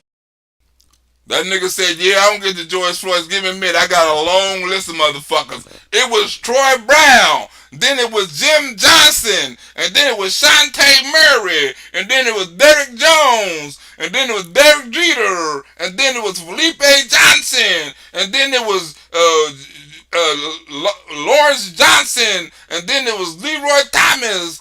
Like, hold on. When you get to George Floyd? Hold on. I'm still in 2000 I'm still in 2019, damn it. Hold on, we'll get to George Floyd in a minute, right? Then it was Dwayne Johnson. Then it was like, you know what? Cut the list, nigga. Get to a nigga we know about. Okay, I'm gonna get to some people you know about. I'm gonna get to some people you know about. Then it was the nigga over there, Leroy Brown. Oh, you don't know Leroy Brown? Okay, we're gonna leave Leroy Brown to this. Okay. Then it was Taniqua Johnson. Then it was I was like, nigga. Get to the nigga that we know about. Get to George Floyd. The nigga we made a statue over. It was organic. It wasn't top down. It wasn't no astroturf like the Tea Party when you got a bunch of white elites manipulating the evangelical piety of ordinary citizens to try to make an end, to try to sanctify and legitimate and baptize their bigotry. No, it began with the cry from the heart of black people, dadgummit, we matter too. No. We matter too. Said when you're Iraq, you don't see color. Like, damn, you American? Like, I didn't know it was colors over there. Like, y'all come in all shapes and sizes. Like, we just knew y'all was American. Damn, that's crazy. Other countries don't get taught racism, right? They don't get taught racism. They get taught nationalism and countryism, right? They don't get taught to hate people in their own country because they're from a different color, different race. Like, damn, y'all all Americans? You know, they probably don't even know we don't get along like this. If an Iraqi kid or Iraqi citizen who ain't got fucking Facebook or listen to the Democrats, right, and then see Americans over there helping people and doing they shit, they probably think America is some of the most united people in the world, right? Probably think they're the greatest nation in the world. Like, y'all people are so nice and healthy and so many different things, and y'all just, you know. Then they come over here, then the people come back home and get called racist and traitors and don't get no kind of help for going over there protecting their country. Like, damn, I was over there more happy with the Iraqi kids. They didn't know no color lines. That's a damn shame when America is one of the only countries. You think the Chinese over there hating on Chinese? No, they hating on politics and religion. They said, fuck it, we can't hate on each other. We got to hate on we gotta hate on motherfuckers who against the cause. We can't hate. There's too many of us that hate on each other, right? Well, I can't be racist against you, right? I don't give a fuck if you dark skinned Chinese, tall Chinese, whatever. Your ass is Chinese. Your ass is all right with me. Long as your ass down with President Xi, your ass is all right with me. We ain't got time to be fighting against the country. We fight against the policies and get our ass locked up. But we fight for our country. Ain't no racism in China or Russia. It's white supremacists. And when they gonna call them? Oh man, them Asian supremacists come around burning shit up. Them Iraqi supremacists is running around here is hating on people. They discriminating. Them Iraqi supremacists is hating me because of my color. I can't get a job because my turban is the wrong color. They not over there doing that shit. Like, man, I was gonna go over there, but them motherfuckers told me no because I got the wrong dashiki. No, they only teach that shit in America. When you ask me now about what your question was. This nigga put a Joe Biden, he talked so damn much, he forgot the point. Like, the reason why the thing was, what the thing was again, what we was talking about? Nigga asked you a question 20 minutes ago. Your ass done went in a whole rant. George Floyd. Now, nigga asked me about George Floyd an hour ago. What's your opinion on George Floyd? Okay, now, nigga, I forgot the damn question at first. Like, what did he ask this nigga? they say, and you said what? You said specifically about George Floyd, what? Black Lives Matter. No, that nigga done forgot the question. Look. He asked him a whole nother question. Like, okay, you said George Floyd, but what do you say about George Floyd? Like, nigga, I don't know. Black Lives Matter. That nigga forgot the question. Like, I don't know, nigga. Black Lives Matter, nigga. I don't know. I forgot, nigga. Just do what you do. But here's my point, though. Here's my point. I thought you said something different, but let me look.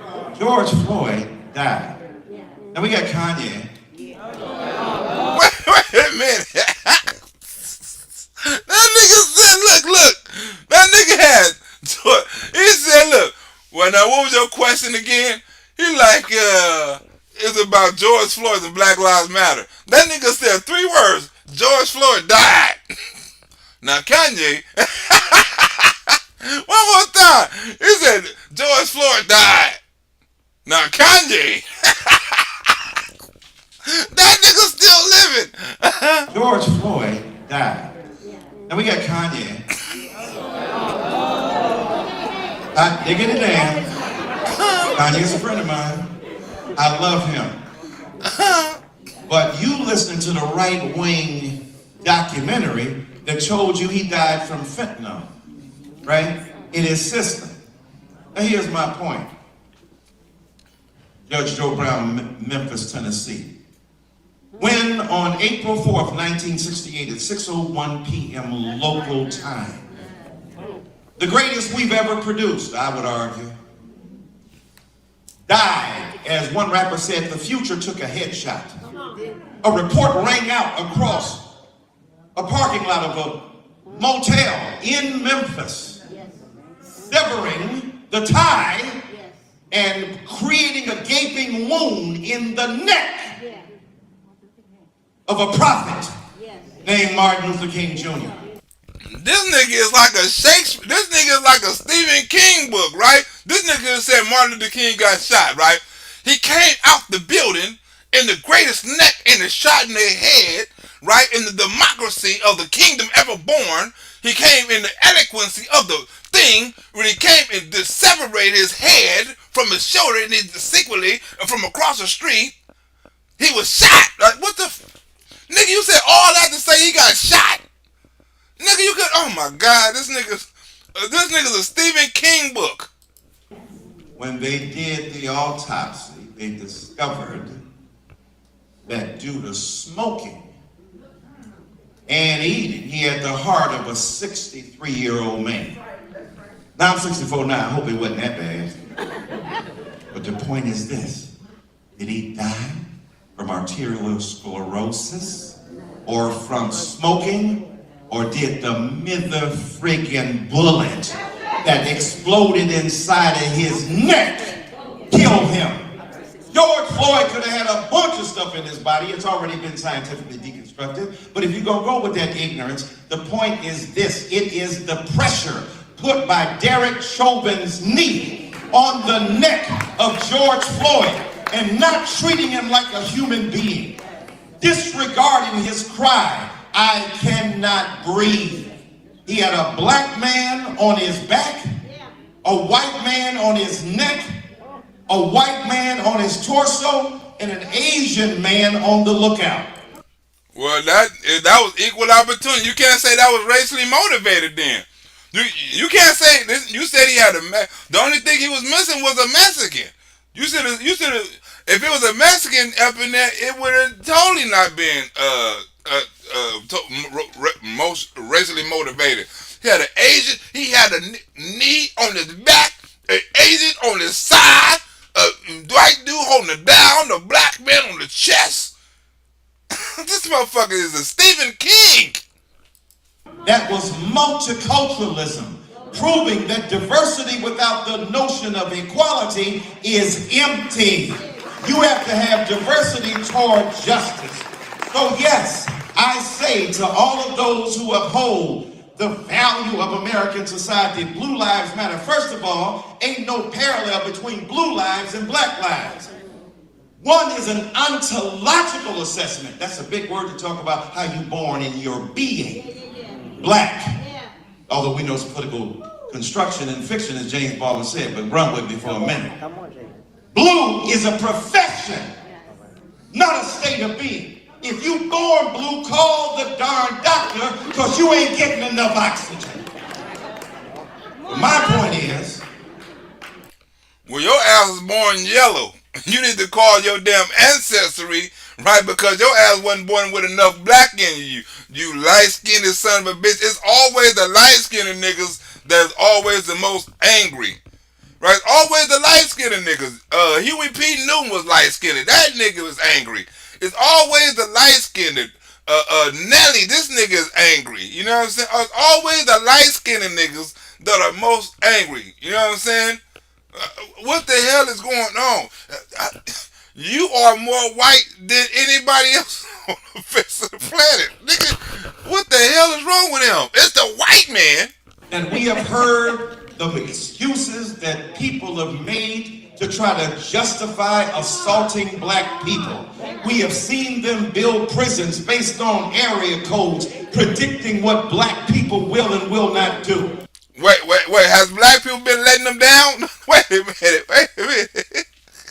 So you mean to tell me the black people been letting them down? They built the penitentiaries. You know what I'm saying? When you think they're gonna build them where they don't need them at, they're gonna build them for easy access. Like, hold on, this is where the crime is happening at. We're gonna build the penitentiaries right here, right? Make it easy access, right? It's closer for these motherfuckers' family to see them, right? But he's like, well, is the black people letting them down, right? Is the black people saying, how you build a penitentiary and we ain't going to use, ain't nobody using it because ain't nobody going to jail? Is the black people saying that? Like, are the black people rising up like, you know what? They built that penitentiary right there, brother, but we're going to rise against that. We're going to break that penitentiary. We're going to make them take it down. You know how we're going to make it take them down? We ain't going to protest. We just not going to go to that motherfucker, right? Have any black men rose up and said that? Hell no.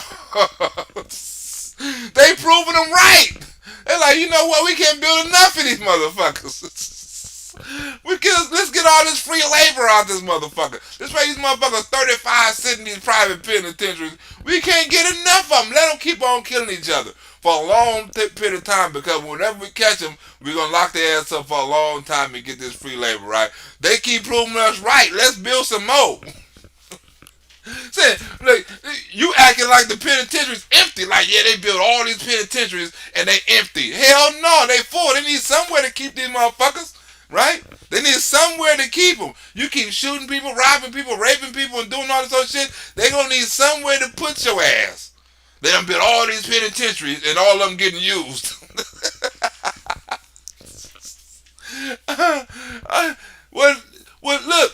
All black people gotta do, all we gotta do as a community is wise up, educate ourselves, right? Unite. You know. Support, right? Black people do some shit like this, right? That's why I got black people that support me, right? But it's black people in my family, my friends, right? Them motherfuckers won't buy a CD from you, won't come to your show, but let Kevin Hart or somebody they don't even know come. They'll go spend $35, $40 on them, $50, $100 on them, and won't help them do shit. I sell shirts, I sell this. They'll pass me and go buy a whole $50, $100 shirt from somebody else, right? So when black people say we not rising as a people, that's because we don't support nobody. We're going to spend money. Look, I asked people on the street this, right? I had a question. I ought to go ask this shit tomorrow, right? Who do you spend your more money with, right? Who do black people spend more money with every month? Is it black people, white people, Mexican people, or Asian, right? I asked 20 black people the same question. Who do you spend most? I didn't say who do you. I said who do most black people spend their most money with? That's like a poll, right? You take it off of them so they can talk for the whole race. Right? They can talk as one, right? Who do you spend more money with? Who do they spend more money with? Not one person out of 20. And I asked all black people, not one single person out of 20 said black people. Right? Asian was the least, Mexican was next, and white people was number one. But not one person said they spend most of their money with black people. You know, not one.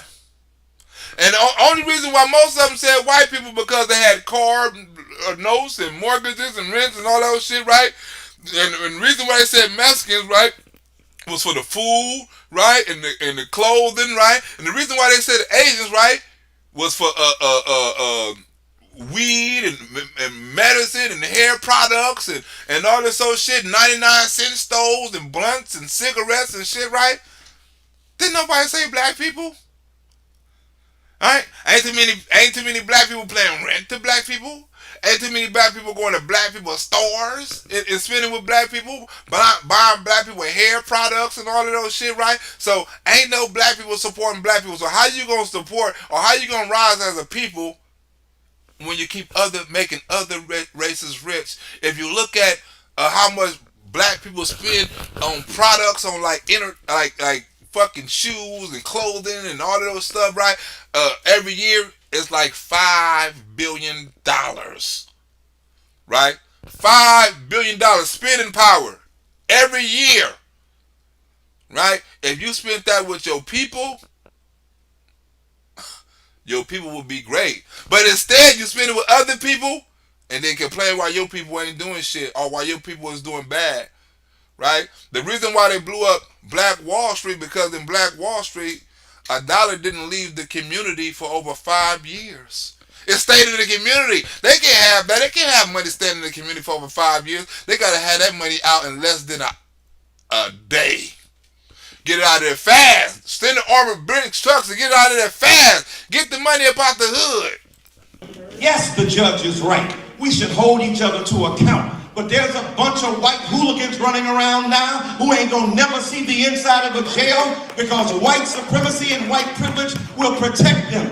George Bush said he was a drunk until he was age 40.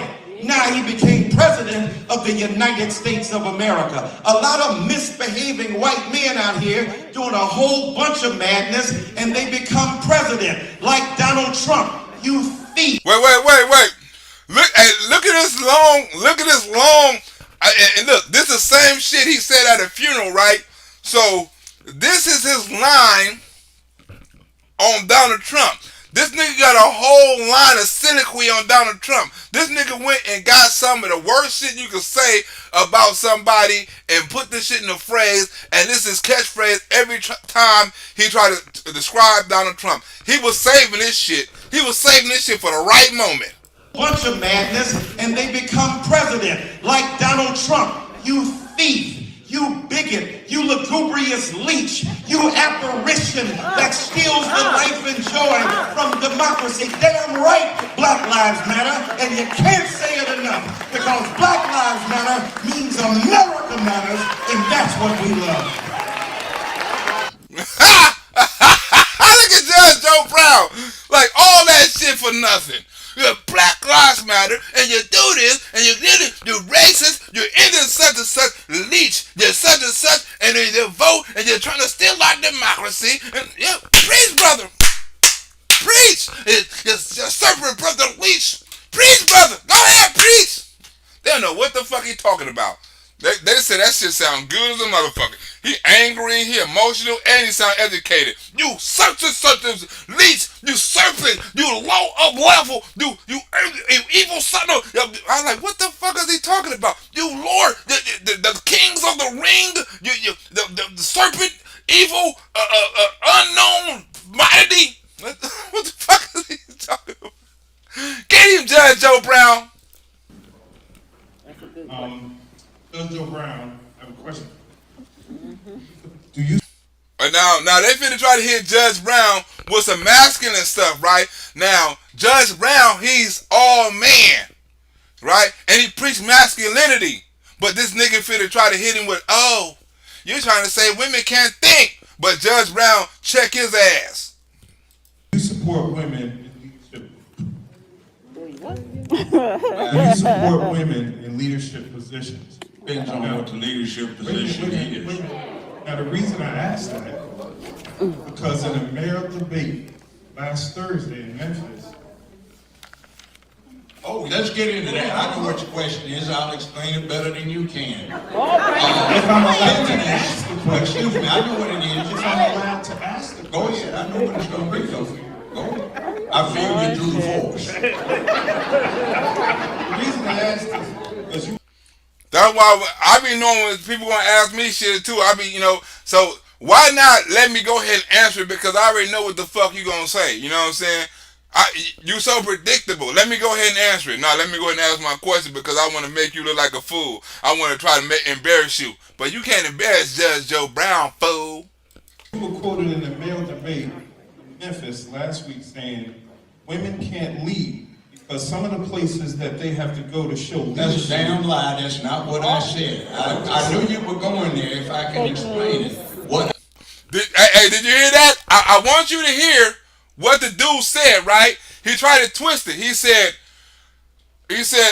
women can't go certain places. They can't lead, right? Now Judge Brown finna clean it up, right? He said it right, but he tried to twist the word. You know how the media do, right? You said women can't lead. I didn't say that. Women can't lead Because some of the places that they have to go to show That's a leadership. damn lie. Some of the places they gotta go. Remember them words. Some of the places they gotta go. That's gonna come back. That's not what I said. I knew you were going there if I can explain it. What I said was this. You didn't allow me to Go ahead. Go ahead. ask the question. Go ahead. Ask the question. Go ahead. I'm Because listening. I understand some of the most dangerous information is misinformation. Like what you said about Barack I get Obama's you. grandparents being related to Bush. That's okay. That they would be great. Where's the question? Some of the areas that they would had to go into to show leadership. Okay. Now, I knew what you were going to ask. Here's where the truth of the matter is. I crashed this meeting by the young Democrats. They didn't want me there because they were supporting people who had been throughout their careers ripping the people of Memphis off for personal gain. All right? Now, when I got there, I put this thing out. I said, if you're going to be the mayor, you have to get up close and personal with everybody in the city if you want to straighten them out. That means that the next mayor is going to have to go to places that are dangerous. When I was a criminal court judge, I walked in the hood and I'd snatch somebody off the street. Then I tell you to be in at 10 o'clock. What time is it? It's 11:30. You see me tomorrow at 10 a.m. And Judge Joe Brown got videos of him walking up to people, right, juveniles who supposed to be in school, snatching their ass, saying, where you been? Niggas out there hanging out and stuff like that in the hood. Hey, man, where you been? Ain't you supposed to? Well, you come and see me tomorrow, right? And then when he saw me educate their ass, hey, man, if I see you out there again, I'm gonna lock your ass up and put the pressure on their ass. He got videos of that, right? You need more men like that. They had a program. Think about this, right? Think about this. If they want, this is how you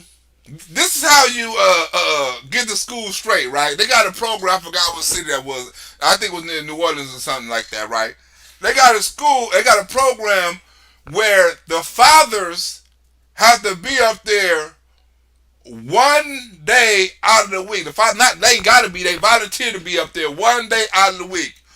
What if you or the country say, look, in order to make schools safe, right? And in order to get people, you know, more community involved and stuff like that, right? We're going to get one paid day off to each father or each parent that volunteer a day. No, that wouldn't work because then you have too many pedophiles. Now that you can have liberal fathers up in there watching the kids, but no, that's a bad idea right there. If it was conservatives, it'd be cool. You have people guarding the school, you know what I'm saying, protecting the school, making sure the kids going to school and shit like that, making sure no fights happen, and you know, all kind of shit. But yeah, you can't have every damn parent up there unless they in groups. Nah, you can't. Nah, you scratch that idea. It would be some liberal parents trying to fuck somebody's kid. I can see it now. That's a bad idea. Scratch that. It sounded good in a fairy tale world. That would be a good idea for every parent, you know what I'm saying, to get a paid day off to go and, you know, and watch over school, watch their kids, you know what I'm saying, do some shit like that. Or just play security guard in packs or something like that. Hang out, eat lunch or some shit like that. You know, hang out in the cafeteria. Away from the kids. That'd probably be a good idea, but it'd probably be some liberal fucking asshole to sneak off in one of the little bathrooms or something and scratch that idea. Scratch it from the list. All right. Now, I said in this day and time when the mayor needs to get down into the people so he can go everywhere in the city and the people think that's our chieftain. We're going to protect him. He doesn't need the police or armed guards because he's ours. Right? Now think of an image, right? And they will protect a black man. That's why it's a lot of rap artists, right? When they go in the hood, right? When they're in front of the hood, they don't take a lot of security with them and stuff like that. They have a bodyguard, stuff like that. They don't take a lot of security. Some don't have a bodyguard. They just go in the hood like, fuck it, I'm from the hood, right? And I know my people ain't gonna do nothing to me. I even do that sometimes. Like, go to different neighborhoods, like, hey man, I'm a comedian. This is what I do, you know what I'm saying? Because I feel as a black man, right? And if you're a positive black man, I feel that your people are going to protect you no matter where you're from or what you did. You know what I'm saying? If you representing the neighborhood and you representing what you blackness and you representing positiveness, right? Ain't nobody going to fuck with you, right? Now, I can go anywhere I want to in LA damn near because I'm a comedian. You know what I'm saying? If I wasn't a comedian, I wouldn't have that right. People see me as positive, right? And a lot of people ain't going to do nothing to me because they're protecting me because of what I'm trying to do for the community. They see me out giving away free shit, doing shit for the homeless, you know what I'm saying, doing all kind of stuff. So I'm protected, right? Like he said, right? He protected, right? So when I go out and I do shit, they know I'm one of theirs, right? If I go in the wrong color, if I'm in the wrong color in the wrong neighborhood, somebody probably saw me on Facebook or YouTube, you know, they know I'm one of theirs. I'm representing black people, you know?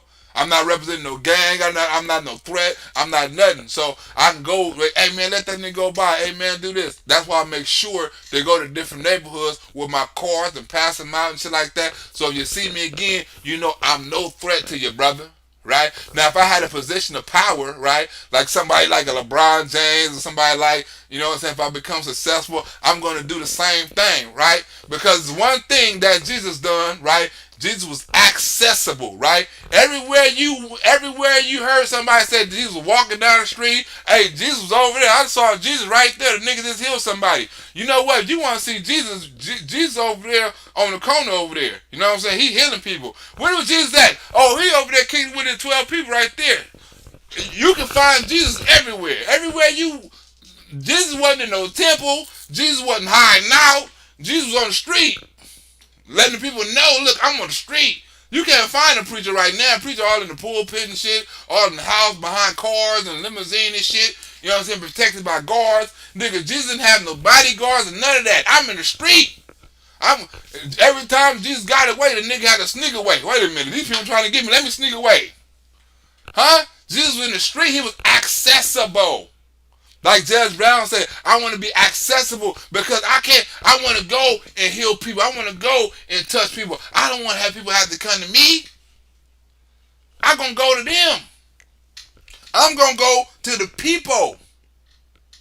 You ain't never heard Jesus didn't have no church or nothing. Huh? The earth was his turf. Just walking around in sandals and just heal people. You heal. You blind? Boom. Your ass can't walk? Boom. Your ass healed. This tree dead? Boom. Y'all want the party to keep on going? Boom. This ocean over here? Boom. We finna walk. I'm pretty sure Jesus didn't have to walk. It was Jesus. He could have came. Look, he's like, you know what? I'm finna stop playing. I'm finna just get everybody a Cadillac. Right? It's some stuff finna come in the future, you know what I'm saying? It ain't supposed to come out right now, you know what I'm saying? But I'm finna, just for this trip, because I'm tired, my feet hurt, and these sandals, I'm finna come up with some Cadillacs. You know what I'm saying? Give me that rock right there. He's gonna turn this rock into 15 Cadillacs. We're gonna drive across this ocean in style. Now, when we get across this ocean, I'll hit y'all with all the men in the black. I'll hit y'all all with the men in black. Boop. So y'all can forget about the Cadillacs. You know what I'm saying? But I ain't finna be walking right now. We finna drive these Cadillacs. That was Jesus. He could have done what he want. You don't think he knew about Cadillacs back then? Come on, man. He knew the future. He knew everything was coming. Right? And my video, look, I was doing the video, right? I ought to download it right now. I was doing, look, as a matter of fact, I ought to download it right now. Hold on. This is a skit I was doing. Let me go right here right quick. Show you what I was doing right quick. I was doing some Jesus stuff this morning because I wanted to show, because Tom told me he wanted to see some Jesus stuff, right? So look at this. I was looking for Jesus stuff for Tom all day. Look at this. Where we at with my history? Where my history at? Look at this. Where we at? Where we at? This the feds. Where we at? Where in the hell I'm at? Fetterman. Oh, this is today. This is today right here. This is today. Oh, Trump going crazy. I was looking at Trump going crazy. I was looking at, you know, I love Goldwater. Hillary Clinton was a damn Republican. I was looking at that. Well, I'm looking at Jesus stuff today, Tom. I was looking at Jesus stuff today. I don't know where it's at. But it's somewhere on here right now. Here you go, right here. I was looking at Jesus stuff all day. Jesus stuff a time, right? Because we living in the last days, right? We living in the last days. I was looking up this bitch right here, this devil cooking spirited bitch. I was looking up her too. The cooking, her and Barack Obama. I was looking at her connect. I was on the stuff, Tom. I was on it. The last days. I often compare the last days to what's going on right now. Because we're living in the last days. I'll probably still do that skit. I'll probably still do the information on that skit, right? I was doing the Fifth Amendment. I was looking up different kind of skits. Barry Goldwater, you know. Come on, I was doing all kind of skits. I don't know what I'm going to do. But it's going to be funky. Okay? A woman who is a feminist, who is chairwoman of the Young Democrats, said, since there are black women that may run for mayor, why don't you withdraw and support one of them? Well, I don't know anybody you're talking about personally. What are their qualifications? I think that question is sexist. It's misogynist because it makes some presumptions about masculine superiority. And it's also racist. Racist! I ain't the one. Good looking down another donation. I ain't the one. Came through a couple of times. I ain't the one. That's your nickname. I ain't the one. Right? It's racist and it's sexist. Don't be asking him about as a woman can do the job, because a woman can do the job. She can. She can't do most jobs. Right? Just like a man can't do most jobs. Right? A man can't do certain jobs a woman can do. It's just plain and simple, right? And a woman can't do a job certain men can do, right? It's just plain and simple. Now, the truth of the matter is I gave that woman an answer that a 19-year-old female college student, a young black woman, had given me not long before. She said, Judge, you're right, because if some of us go where you need to go, somebody's going to drag us off into a vacant apartment and do things to us. Do you hear that? I'm not, like me, I can go out at night, right? I got to worry about somebody robbing me. I got to worry about one of these gang members or something like that, you know. But for the most part, I can handle myself, especially if I can have a conversation with somebody and tell them what I'm about. Hey, I'm a comedian. I got these flyers. Here go this. Here go my business card. Whatever my spiel may be. As long as he don't shoot first, I'm good. But if he asks questions, I'm good, right? If he shoot first, I'm fucked, right? But I don't have to worry about somebody dragging me in the apartment and sexually assaulting me. I don't have to worry about somebody overpowering me and putting me in the car and trying to take me somewhere so they can do sexual things to me, right? I don't have to worry about nobody looking at me in sexual ways. You got gay dudes out there, but they're not finna do it. They're not finna kidnap me. They're not finna tie me up. They're not finna do that. And if they do, it's gonna be a fight. But a woman is more vulnerable, right? And like, I could see somebody out there like Marjorie Taylor Greene, right? I could see somebody out there like Carrie Lake out there late night, you know, like walking, not giving a fuck. But I can't see nobody out there like Katie Holmes. I can't see nobody out there like AOC, right? I can't see nobody out there like none of these fucking Stacey Abrams, right? Even nobody, I don't think nobody, you know, do her, you know what I'm saying? But I don't think they're too vulnerable, they're too gullible, right? And they're too much of a target, right? To be out there to try to change something if you have to go in these neighborhoods like he said he was going to do, like he said he was going, like other black men should do. A woman can't do that. It has to be a man at this point in time. Not saying a woman can't do the job, but the job he has to do, a woman can't do that. And not because it's not possible, because society won't allow you to. That's what she said. She was 19, and all I did was quote that. And I gave an explanation. I said, I don't have any objection to a woman holding an executive office. It's just right now, in 2022 and next year in 2023, there are some things that are going to have to be done that are in line with my remarks I made earlier tonight about you taking fatherhood out of the home, fatherhood out of the hood, and you need to put somebody back in, Daddy Brown, whatever it's going to be. You need to put Daddy Brown, whoever it's going to be, but somebody needs to be put in these positions. If it's not going to be the real fathers, let it be a father figure, right? Somebody with some authority, right? Somebody who can put these, look, one thing about, right, think about this, right? And I want you to think about this, right? The first man that a lot of black men get some kind of authority from, some kind of direction from, right? Some kind of discipline from, the very first man is a correction officer. Think about this. Someone don't tell somebody to wake up at a certain time, to take their ass to work at a certain time, right? To take their ass to bed at a certain time, to be somewhere, to tuck your pants in, to walk in a straight line, to shut the fuck up, right? That'll kick your ass. The first time they had anybody that would do anything like that was behind bars. Right? It's not on the street, it's not in the home, it's not in the school, it's behind bars. So most black men don't get their discipline until it's too late.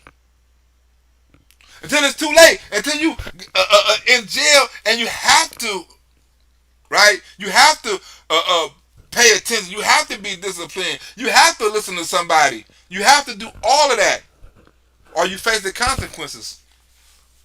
Something that your father never did. Something that your mother couldn't do. Right? The first time most black men get any kind of discipline is when they're in prison. So let the father figures go in the hood. Let the father figures walk the street. Let the father figures get back into the house. Let the father figures get back into the homes. Right? And then see how, and then when you see that, right? See how much black on black crime decline. See how many niggas out there doing drive-by. See how many kids on the corner. See how many kids getting shot. See how many kids out there doing stupid shit. See how many kids' grades go up. See how many kids be in after-school programs. Right? If you put the man back in the home, or you put the man back in the hood, right? Or you put leaders back in the hood, that's what you get. So when Judge Joe Brown say you need somebody like me, what a woman can do what a man can do in this situation. Because the women is already there. It's the men that's missing. The women is there already. And that's the problem. There's too many women there and not enough men to accompany them women being there. And that's the quality, right? Even with a woman, right? Think of the extra qualities a black man can give a woman. He can give her security, something that she can't get, right, from the government, right? He can provide her with compassion, right, love, comfort, right, partnership, direction, guidance, a foundation, all of that, right? But the government has told a woman she doesn't need that because she can have all of that in a check, right? You can trade all of that. You can have that possibility, or you can have this check. And Judge Joe Brown for to talk about that in a minute.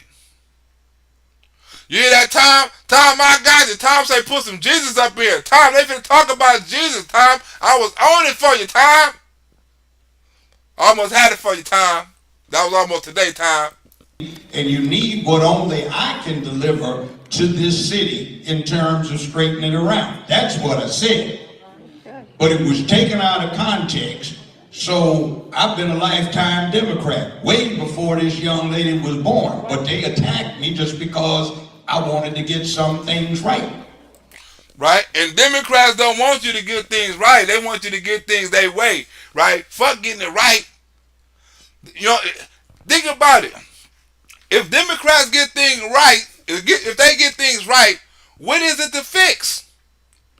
The Democrats have to fix something. Right? They have to fix something. If they don't fix nothing, if nothing is broke, they gotta fix it. They gotta fix something. They gotta put something on the line. They gotta fight for something because something is out of place. If they lose that, I want to fight for something. They lose everything. They lose their power. They lose their control. They lose their manipulation. They lose their support. Right? So they gotta fight for something. Right? We are the way. We are the light. You need us. They preach dependent. Don't you understand? Everything they've been preaching has been dependence. And all I was saying is, it's uncomfortable. I even said, I know this is going to make some of you uncomfortable, but it's an unfortunate reality of being alive in the United States of America and in Memphis, Shelby County, Tennessee. You know there are some places where you go at night, you get out to pump your gas and you get to feeling nervous. Don't lie and say that isn't the case.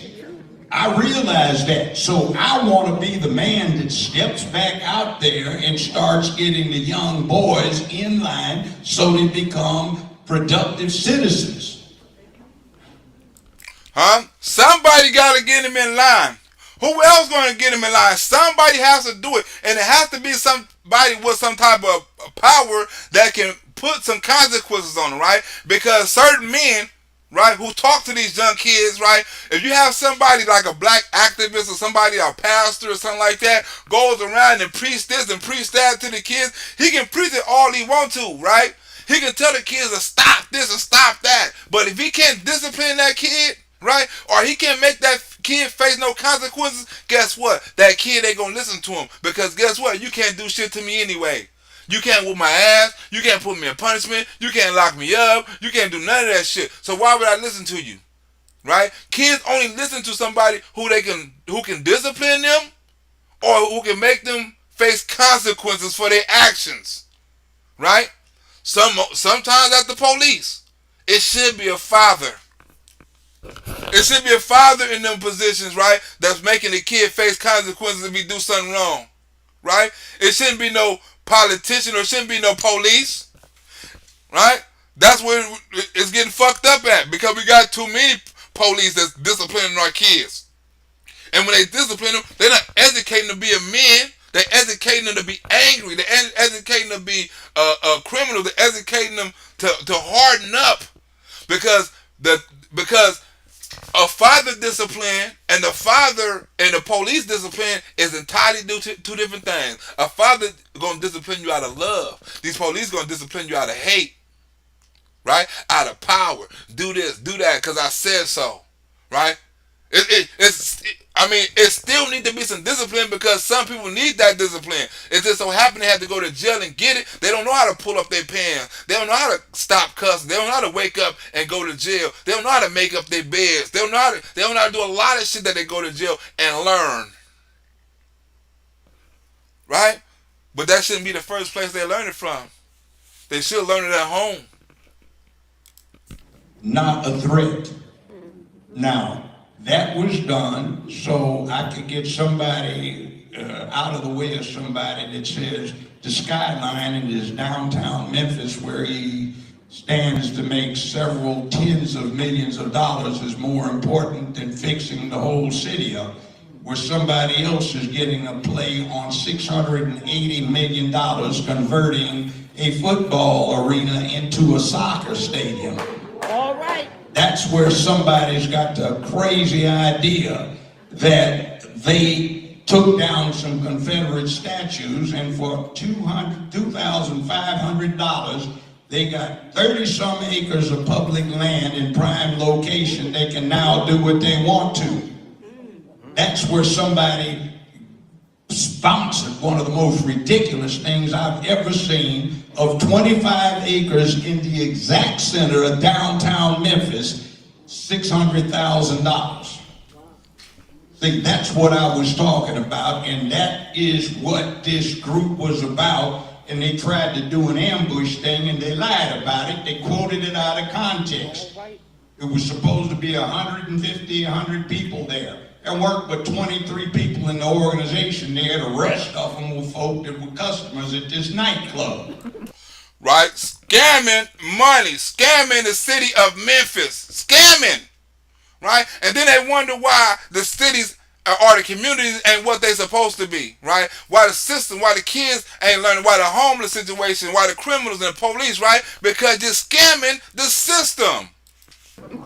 And they were going right on, Judge, and people were running up to me to offer the campaign, including a lot of women. Now, my number one lawyer is a woman. There are several women that I know on federal appellate courts, federal, that I was mentored to, some of whom know what a woman is, unlike the current confirmed purpose person on the Supreme Court. And I have, let's say, a woman dentist, 2 women dentists, 3 women doctors, and a whole bunch that tell me what to do. And Miss Dana over here, who runs the real Dana that you can catch me on twice a week, she's always tune in and see how we interact.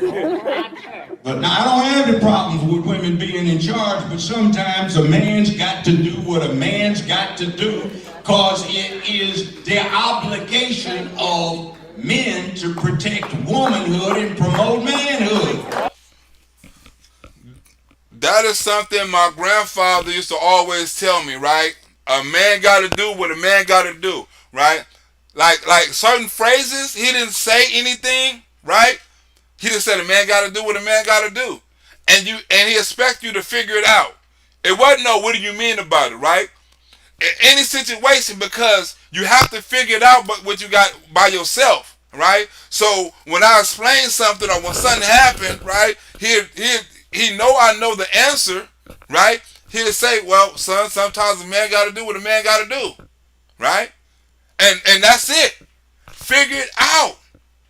You're a man. You got to take responsibility for yourself. You got to figure out things for yourself. You gotta be secure in yourself. You can't depend on me. What are you gonna do?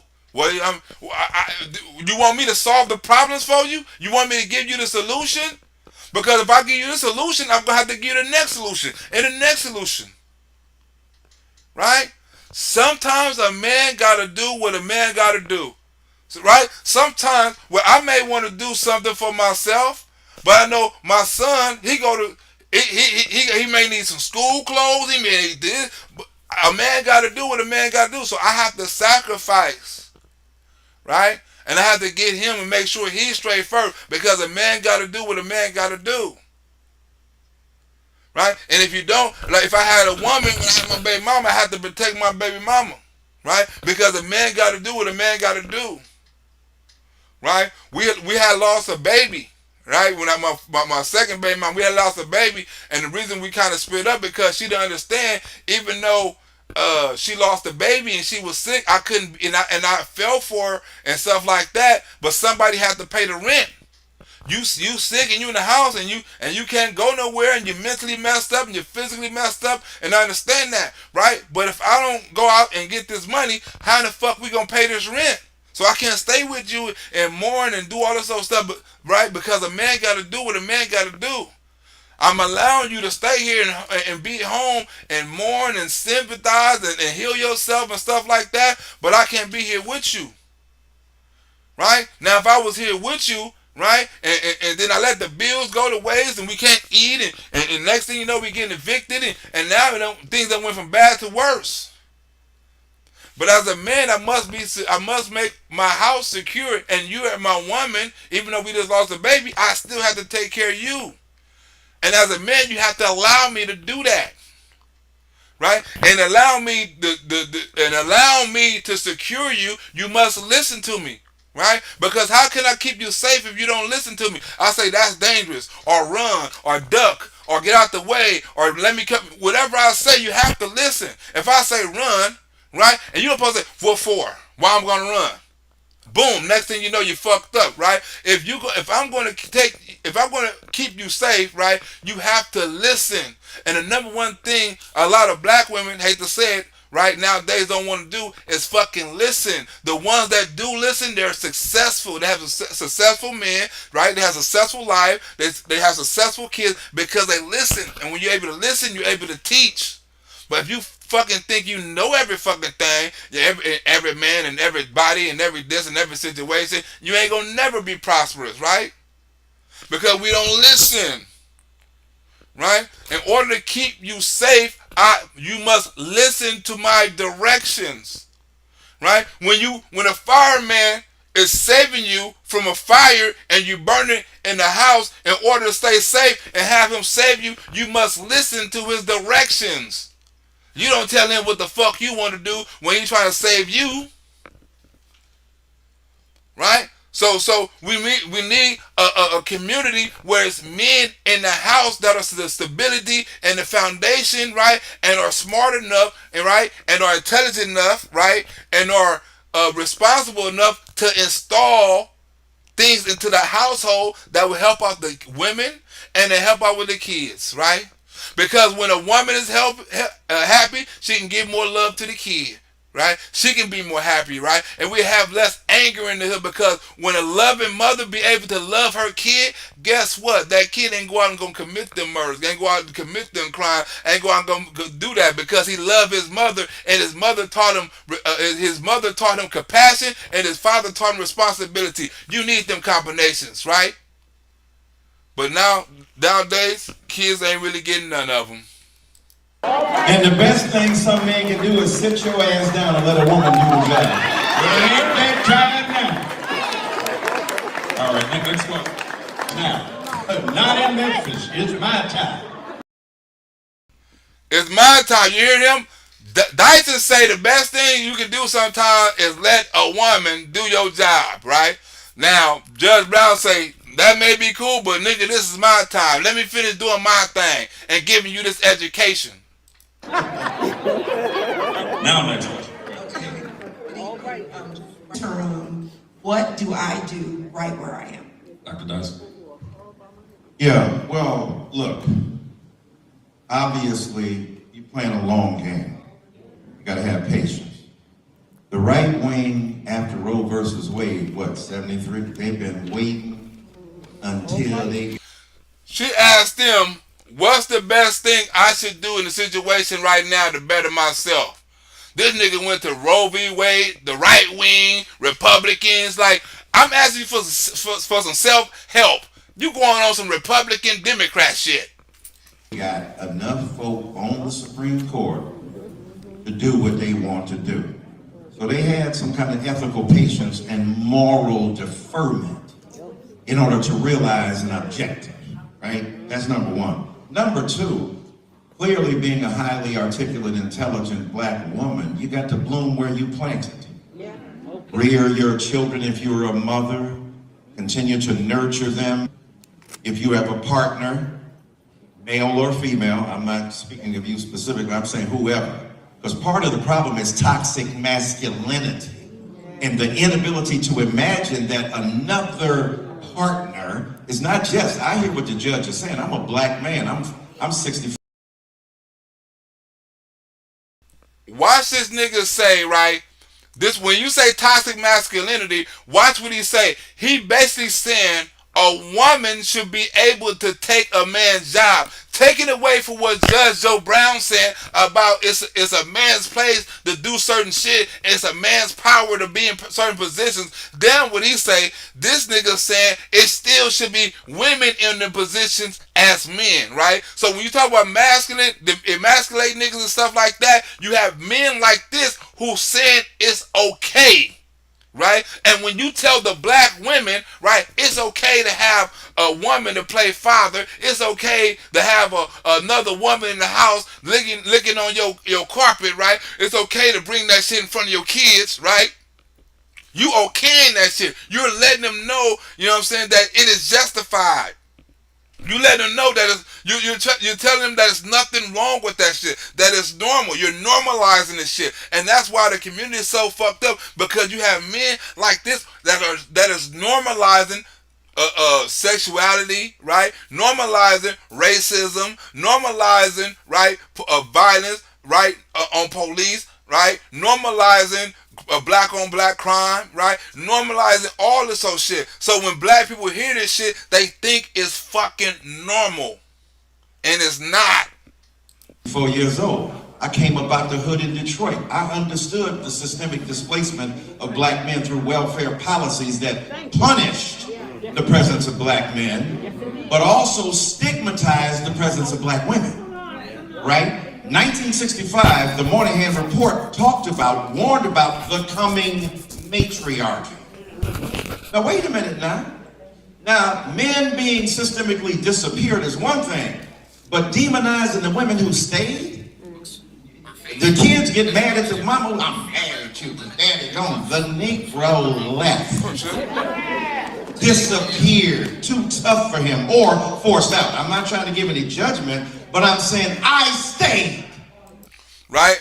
Now you hear him talking about how the black men left the household, right? How the black men, right? He's putting it on the black man, not understanding the situation. But Judge Joe Brown finna tear him a new asshole. Judge Joe Brown probably glad he's saying that, because he want to back this dude into a corner and make him look stupid. You see how he's putting it on the black man? The black man, I stayed. The black woman should be able to stay. What he's saying is, don't be mad at the black woman that stayed there with the other black woman. Get mad at the black man that left. Not understanding the circumstances, right, on why he left, but get mad at him, right? But Judge Brown tears his ass up. The black woman stayed. The prodigal son went off. But the brother or sister who stayed at home, preparing your meals, making sure you got up on time, sending your butt to college. So what I'm saying to you, part of the problem is that you, as an intelligent black woman looking at the political landscape, understanding the necessity of partnering with and forging alliances with other black people and other people of conscience, other white brothers and sisters, other lesbian sisters, other non-binary people. See what I'm saying? You want to add all of them in. See how they trying to normalize it to black folks?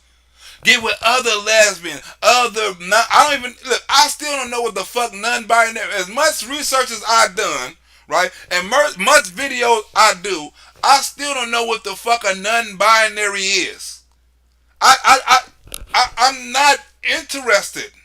I can't explain what a non-binary of none of that.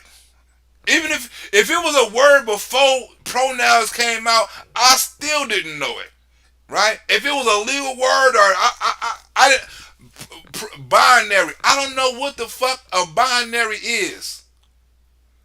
I don't, non-binary, binary, like what the fuck? You confusing me and I'm grown. Imagine what that does to a little kid, and I'm grown, you telling me about some sex shit, and I don't even know about. I'm like, what the fuck is a binary or non-binary? Am I non-binary or binary? Because if it's a non-binary, that means it is a binary. Am I binary? Right? Do binary mean you like pussy? Because he said lesbian and binary. He didn't say gay, even though lesbian is gay. But am I binary? Right? So if somebody come up to me and say, what's your pronoun? Am I supposed to say I'm binary? Hey man, I don't do the gay shit. I'm binary. I thought that meant heterosexual. Now all of a sudden I'm binary. I don't know how that shit go. What we have to do is to police the ethical erosion and the moral insensitivity in our own communities. I went to a black church the other day. Black woman said, well, the other year. Black woman said 3 years ago, she said, you know you're going to hell. I said, well, damn, did Jesus tell you that? Because I just spoke to him this morning and he ain't mentioned no flames. He said, you know why you're going to hell? Because you said that God created gay people. I said, baby, you think I'm going to hell? And you a polytheist, obviously. You believe there's a God for straight people and a God for gay people. Either God made everybody or God ain't made nobody. It ain't no in between. What? God took a break on Wednesday. You know, creating these people is too hard. I need a break. So the second shift, God came in and created gay people. That's what the white man said about you as a black person. You are incapable of moral sensitivity. You are not human. And the government that they erected determined that their theology, which was distorted, would be reflected in their sociology. Black people don't need to replicate the same madness, bigotry, and hatred of the other. I ain't never been to a black church that turns down gay ties. Wait a minute. First of all, right, God made everything for perfection, right? Everything is in unison, right? Everything has the opposite. In order for something to exist, the opposite must be in coexisting, right? That's why you have space, right? Because you have up and you have down. You have left and you have right. You have space. That's why you have fat, because you have skinny, right? That's why you have tall because you have short, right? You have to have men because you have women, right? Because God made everything opposite so you can enjoy the opposite. The reason why pain feels so bad is because love feels so good. Right? You have to feel the opposite. The opposite has to exist, right? So when people say, right, I laugh when people say, you have to stop the violence, you have to stop the murder, you have to stop this. It will never stop, because people, right, all people have a natural part of their mental that's insane, that they can't control. And you can't control certain things about your mind, which is a muscle, right? Because thinking happens, and thinking is uncontrollable, right? It's your conscience that's aware of your thinking, and that's who you are, is your conscience. But some people are controlled by their thinking, and if you're controlled by your thinking, you're unaware of your conscience, right? And your conscience is not aware of right or wrong, right? So there's going to be some people that are naturally fucked up for life, right? And still, even in them times, you still have to have them fucked up people, because you have to have the teacher of the law. You have to have the ability to know what you're not, to know what you are, right? The reason you have killers and rapists and all this old shit, because you have to know that these people exist, right? You have to know what you are in representation of them people, right? If you don't like kids being raped and stuff like that, go out and do something to help kids, you know what I'm saying, prevent kids from being raped and shit. You ain't gonna help the world, but you'll put a dent in it. Go out and help a program to help kids after they get sexually molested, to get back on track. You want to do something about racism, you hate racism, go out and do something about it, right? You want to do something about work raises or whatever the fuck you want to do, go out and do something about it. You have the ability to do something about it, right? Because it's not going to stop. It's not going to exist. War, hunger has always been around, right? It's not going to exist. I mean, it's not going to stop in existence. It's what you feel about it, right? Because everybody has a part to play, right?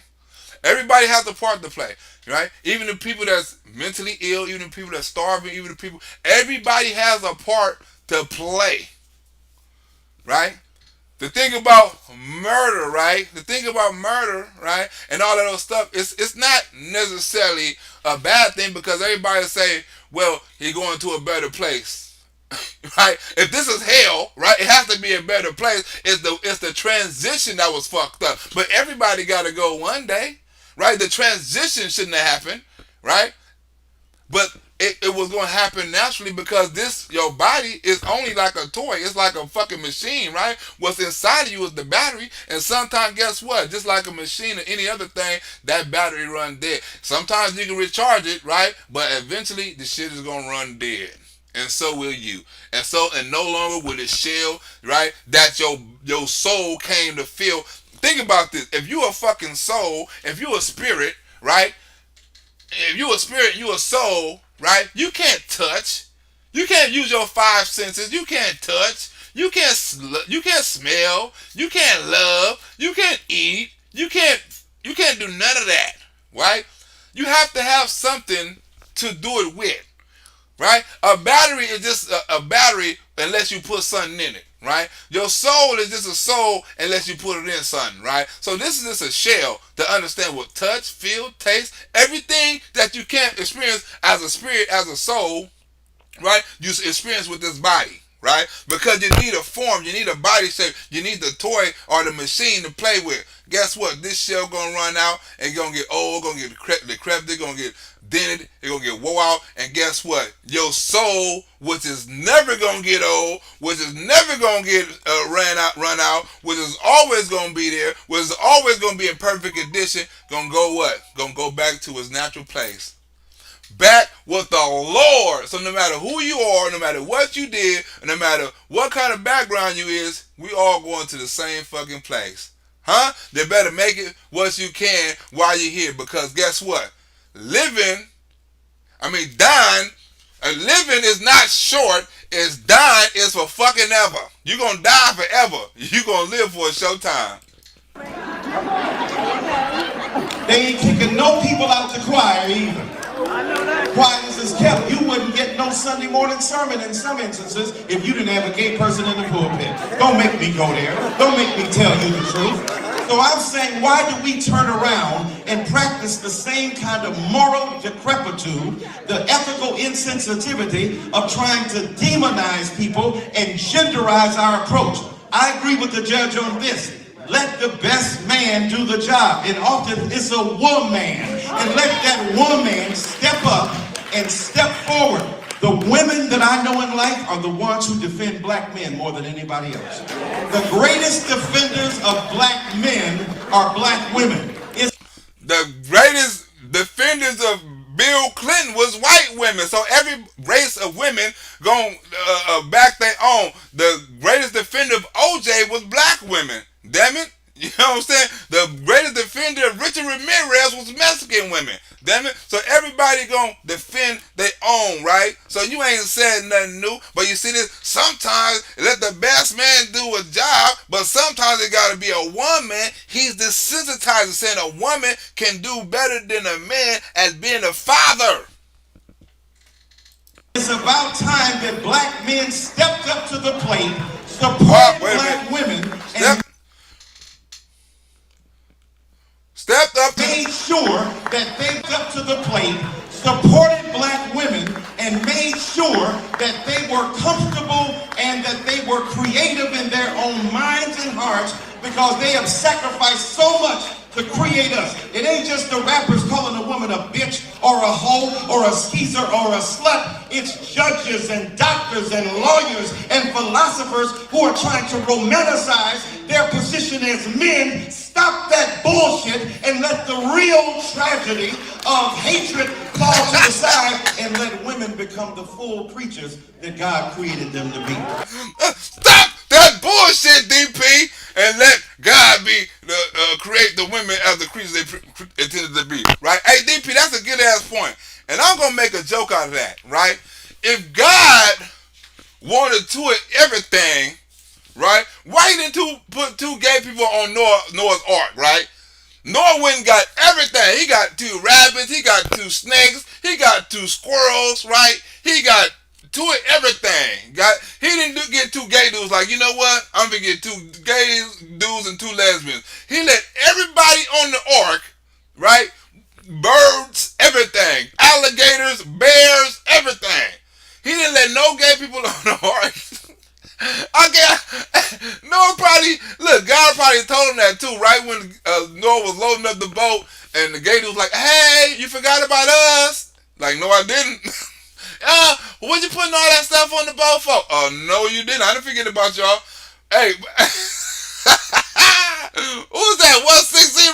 I forgot to play the song for you the other night, 160, right? But think about this. Like, hey, remember the gay people like, hey, you forgot about us. Wait a minute. God don't want you on this boat, right? You see, you sons of bitches is the reason why we leaving anyway. All the stuff, all the licking and sucking y'all doing up in here, God didn't want that. Y'all are the reason Sodom and Gomorrah is the reason why we leaving the son of a bitch anyway. God didn't put 2 gay people on the boats, right? Because what y'all don't like, God didn't put in the Bible, right? God made Adam and Eve. He didn't make Steve and Steve, damn it.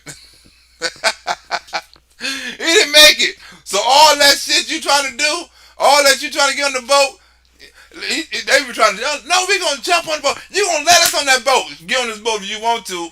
I'm gonna get one of these lions to eat your ass up. You can get your ass in this boat you want to. Let one of these lions or alligators on your ass go. The tiger was like, nigga, hey, we gotta go. We gotta go. Hurry up. Get away from the boat before I get out and eat your ass up. Right? But think about this. Right? Look, I was doing in my research I was doing, right? A part of the video they were saying that the end of the days is coming, right? And people didn't know, right? So imagine people around here partying and shit. Party, hey, yeah, it's party 1995. They smoking weed, drinking pills, and Nord is loading everybody on the boat. He's not telling nobody, right? Load people on the boat. Hey, come on. Hey, yeah, you, come here, yeah, you. Get that snake. Get them 2 dogs and put them on the boat, right? Everybody over there partying, Noah just loading the boat up, right? This is happening back in the days. Remember Sodom and Gomorrah? Everybody was partying, having gay butt sex and shit and carrying on and shit, and Noah just loading up the boat. Ain't nobody know what the hell Noah doing. Noah just loading shit up, right? Then, like, you got the boat? Like, yeah, God, everything on the boat. Now, sail. I'm finna blow this. I'm finna blow that son of a bitch up. Everybody party. Hey, anybody see Noah? What the hell Noah got? Where the hell Noah went? I don't know, but he asked to borrow my dog and my cat. What the hell? Hey, where Noah at? I let the nigga use my boat and the nigga ain't came back yet. Y'all see that red shit coming out of the sky? Where's that red shit? No, be like, bye-bye, Don Lemon.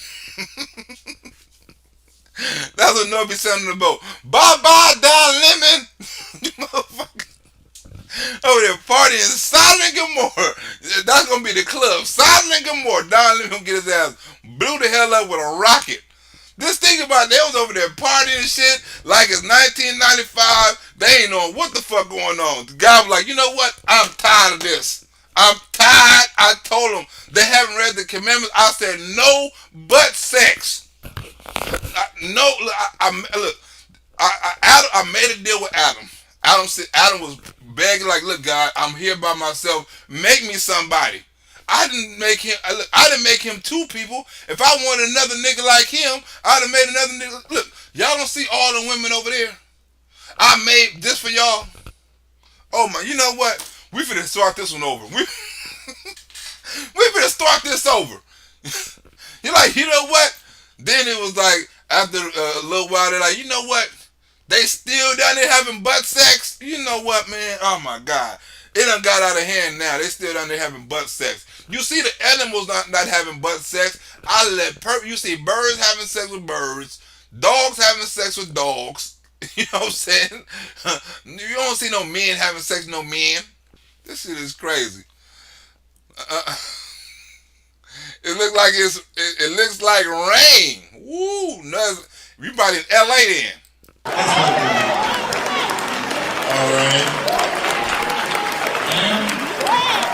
In answer to your question specifically, you seem articulate. Why don't you run for political office and take the involvement that you have indicated that you wish to put into the subject?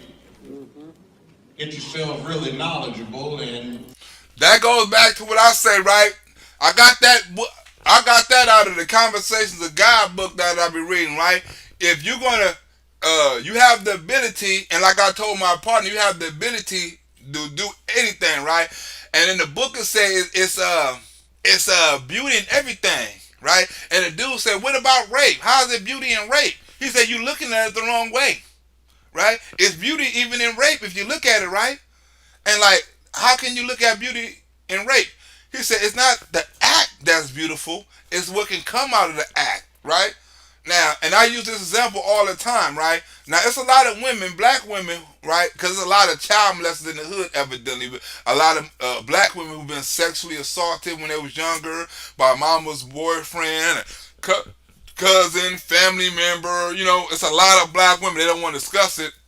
and they hold it in, right? And when they get older, they don't know how to be touched, or they don't know how to love, or they don't know how to receive love from a man, or it's this weird things, you know what I'm saying, that they tell you if they can trust you, right?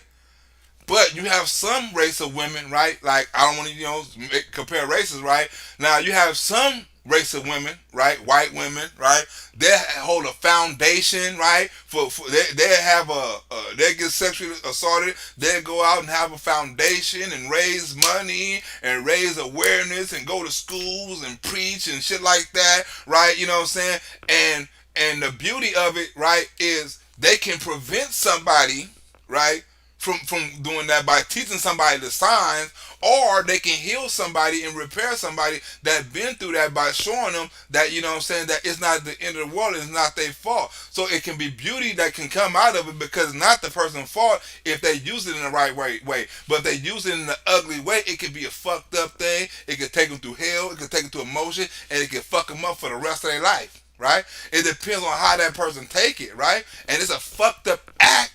But the beauty of it is you have from that fucked up experience, but you have the experience to touch other people's lives, because a lot of people don't know haven't been through that and don't know what it's like. So if you have the ability to come out of that and come out of it in the right way, you can turn that into a beautiful thing, and you can get more joy out of it by saving lives and teaching girls and helping people and stuff like that. And you probably can forget about it, and you probably wouldn't use it as a curse or as something bad. You probably use it as a gift. So it's beauty come in everything if you use it right. If you don't use it right, it be fucked up. Same apply with murder. Same thing apply with everything. It's not the act, right? Because these things are going to happen. It's going to happen. It just so happen these things happen to you, right? And God, if you believe in God and you believe God don't make mistakes, don't nothing happen for a reason. So don't nothing happen for the wrong reason or without a reason, right? So if you believe God put you in that position, right, you have to see what your message is and what your gift is and what your purpose is. Each soul has its own purpose. Maybe that was your purpose. It may be a fucked up thing, but that has to be somebody. Somebody has to do it, right? Somebody has to teach. Somebody has to heal, right? Somebody has to do it, because it's not going to stop. It's not going to end. It's never going to quit. People never going to quit. It's how you bring awareness to it. It's how you help people out of it. How you help people survive from it. Think about it. Change their mind. They ain't going to forget about it, but it's how you heal people from it. That's what God done, right? He healed people. You have the ability to heal the sick. You have the ability to bring people back to life. You have all that ability. God gave you that ability. But if you don't use it and use it for the wrong reason, and you think everything happened to you is bad, everything happened to you is fucked up, and you don't think everything happened to you is for a reason and for experience for you to learn, you're going to live a fucked up life, because hell is the worst possible outcome of your thinking and your actions. You living in hell, right? You living in hell is the worst possible outcome of your thinking and your actions, because guess what, right? Your thinking and your actions can lead you in the prison, can leave you in the graveyard, it can leave you mentally fucked up, mentally scarred, physically scarred, all that shit, right? So hell, it can put you in hell, and you can be living in hell on earth, because you don't go nowhere and go to a worse place than this. Ain't nothing worse than this. You don't go nowhere and burn forever.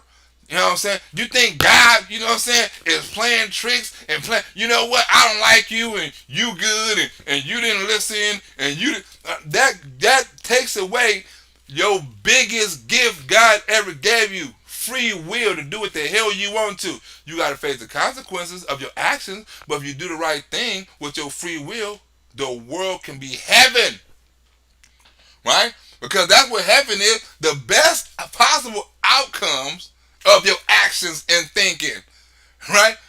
Because you're a spirit. If a spirit can't feel, a spirit can't smell, a spirit can't touch, a spirit can't love. So how the fuck you gonna go somewhere after this and then still suffer all them different consequences of burning and held and enslaved and all this old shit because of something that God gave you free will and you didn't use it, you know what I'm saying, to what somebody said was wrong or right. Hell, that's what you come on earth for, to experience shit. No other reason.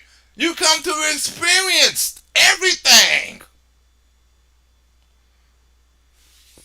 That's what God wants you to do.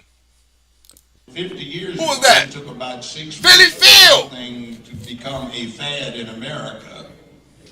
Make it so, and this time make the fad a good one. Okay. Now, toxic masculinity, that's part of this problem that we have. That is a myth that is trying to put black people in the same basket with those people who aren't into something others of us are into. That's their right. But in species, like what coochie. they call toxic masculinity is the absence of masculinity. That's the problem. And I'll give you an example about black men supporting families. 30 years worth of going to judicial conferences where we study this. Every year, we have to take 16 unit hours, college unit hours, to keep up. And guess which demographic in all of America pays its child support most regularly and on time? All right. Black men. Black men. Why you say all white? You see how she automatically said white men? Black men are the race. I mean, mostly it's forced, right? But they are the race of with the highest percentage of people paying their child support on time, right? And they full amount. It's less black people get caught in litigations, courts, and all that. When they go and get hit with the child support, of course they got to go through all the little regulations and trials and all this old shit. But once they get hit and they get paid and they get that payment right, they consistent with that. They consistent, right? There's a lot of other races that are not consistent with it, right? Right? But for the most part, we ain't saying all black men. Don't get that right. But he finna break it down on why a lot of black men don't pay child support and the circumstances that they're faced with. For the last 40 years that they've been keeping the stats, the demographic that pays its child support on time in the amounts ordered are black men. But that's not the myth. That's why Jesse, by the way, said that thing about Obama in 2007 at that Father's Day affair in Chicago when he said he needs his balls cut off. Because Reverend Jackson and I had ridden for 4 hours right next to each other on an airplane on a flight, and he was well aware of that too, and I had discussed it, and as a matter of fact, I'd showed him the latest figures that I'd gotten from the Tennessee Judicial Conference on that, and we went over it. And when the individual that was the guest speaker said, "My good brothers, we're the worst in the country when it comes to paying child support," that's what prompted that remark, because we are not. And Jesse Jackson was a lying son of a... Barack Obama was a lying son of a bitch. That's why they say he should get his balls cut off. Jesse Jackson wanted to cut his balls off. And if you think we are bad, you should see what all the rest of the demographics are doing relative to paying child support on time and in the amount specified. And when I first started practicing law 50-some years ago, the number one case I got doing poverty law was the check got cut off because one of the 3 or 4 or 5 or 6 baby daddies involved in the household was trying to be an actual father. The check got cut off and we had to get it cut back on. Right? You gotta get the check cut back on, right? When it's certain, I know like 3 women, right, get multiple child support checks, right? And they live off of them child support checks, right? And then what it does is it cripples another dude, right? Or cripples him from trying to start another family, right? And I saw this girl, I don't know her personally, but she was on the show. The court tried to take her back to court because her baby daddy got a new job, and they wanted to up the child support because he got a new job. And she like, no, I don't want the extra money. My son is cool like it is, but he make more money, and we need to up his child support. Like, nah, he got a whole nother family that he's trying to support, and I don't need the money. Right? My son is good. Me and my man take care of my son. She had a whole nother man, and he had a whole nother woman. But evidently they were still cool, and they were still on good terms. Right? But with the court tried to get in the way and try to make that man pay extra money to the kid when the baby mama said no. And when she said no, they tried to force her to do it. Because guess what? The court get most of that money. Right? So if more, what if it was more women done that, right? Said no, allow that man to go off and try to start another family, right? I'm cool with what I got, or we can work out something, right? But I want to allow that man to go out and have another family, right? Right? And maybe I can go off and have me a family. Maybe I can go off and find me a man. But let him go off and let him be productive and find him another woman. Maybe that woman that help him become successful, right? And become more financially stable, right? And maybe he can do something for my son better down the line. But right now, he's probably struggling. He's doing this. I don't want to hit him for that much. Every time he get a job, you want to hit him for more money. And that's what's crippling a lot of black men, where they can't move on, right? But the black woman, right, she doesn't have to go through all that, because all she has to do is sit at the house and get that check. She doesn't have to go through the stress or the strain of working. She don't have to go through the stress or the strain, you know what I'm saying, of making sure she's stable. She don't have to go to the stress or the strain of if she wants to go off and start another family, you know what I'm saying. She ain't got to worry about her money going to other households. So she's set. Right? And that's how the government have it. The black woman is set. The black man is not. And he's not able to go and produce another family because he's not financially stable. Huh? And if you're not financially stable, how can you do something for somebody? So in actuality, he can't become a man. He can't become a father. He can't become a leader of the household, because any leader of the household, any household he goes to, guess what? He gonna have to be under a woman's rule. And guess what? That emasculate him even more, right? So now you have a lot of black men that's under these black women rules, or are not having enough financial stability that they have to live with relatives and stuff like that. They can't bring no women over to their house with their grandmother, their mother, their auntie, their best friend, whoever the fuck they stand with. They can't do that. So other than that, they might as well just be a player and have sex and do what they need to do. They happen to have a baby, so what? But when you're not financially stable, you can't have no family. A lot of these black men are not financially stable because of the past mistakes they made, right? Probation, parole, child support, and a lot of other shit, right? And a lot of second opportunities that they're not getting, right? That's why Donald Trump had second chance, right? He had a plan. When you go into a job interview, the people can't look at your record and say, oh, you was on this and you was on that. No, they had to hire you based on your skills. They're not doing that no more. Donald Trump had that. Huh? That was a law. They're not. I don't know if it's still in existence, but I ain't heard about them doing that no more. That was part of the Second Chance Act. Did you see the shit? Or did you read the shit in the Second Chance Act? That was part of it. You're not allowed to ask them about their criminal past. Joe Biden ain't got no shit like that. A lot of these people who are involved didn't run off and leave somebody. They were listening to, what's her name? Nikki Giovanni, the poet. She came to UCLA in 1968. And she was saying that you don't need a father. The worst thing that can happen is to have a child with a father in his life. So go find somebody to get pregnant by, have the baby, and then don't tell the fool that he's the dad. And we told her she was full of it. That was 55 years ago. And you can see it now. So there are some that leave, but there are some that just became the mechanism for somebody getting a check, not to support her. Huh? Do you hear that? Some men only became a mechanism to get a check. And that goes on in the hood. Some babies are only a mechanism to get a check. Because a woman, certain women knows that she don't need no skills, right? She don't need no background. She don't need no work history, right? She don't need no diplomas.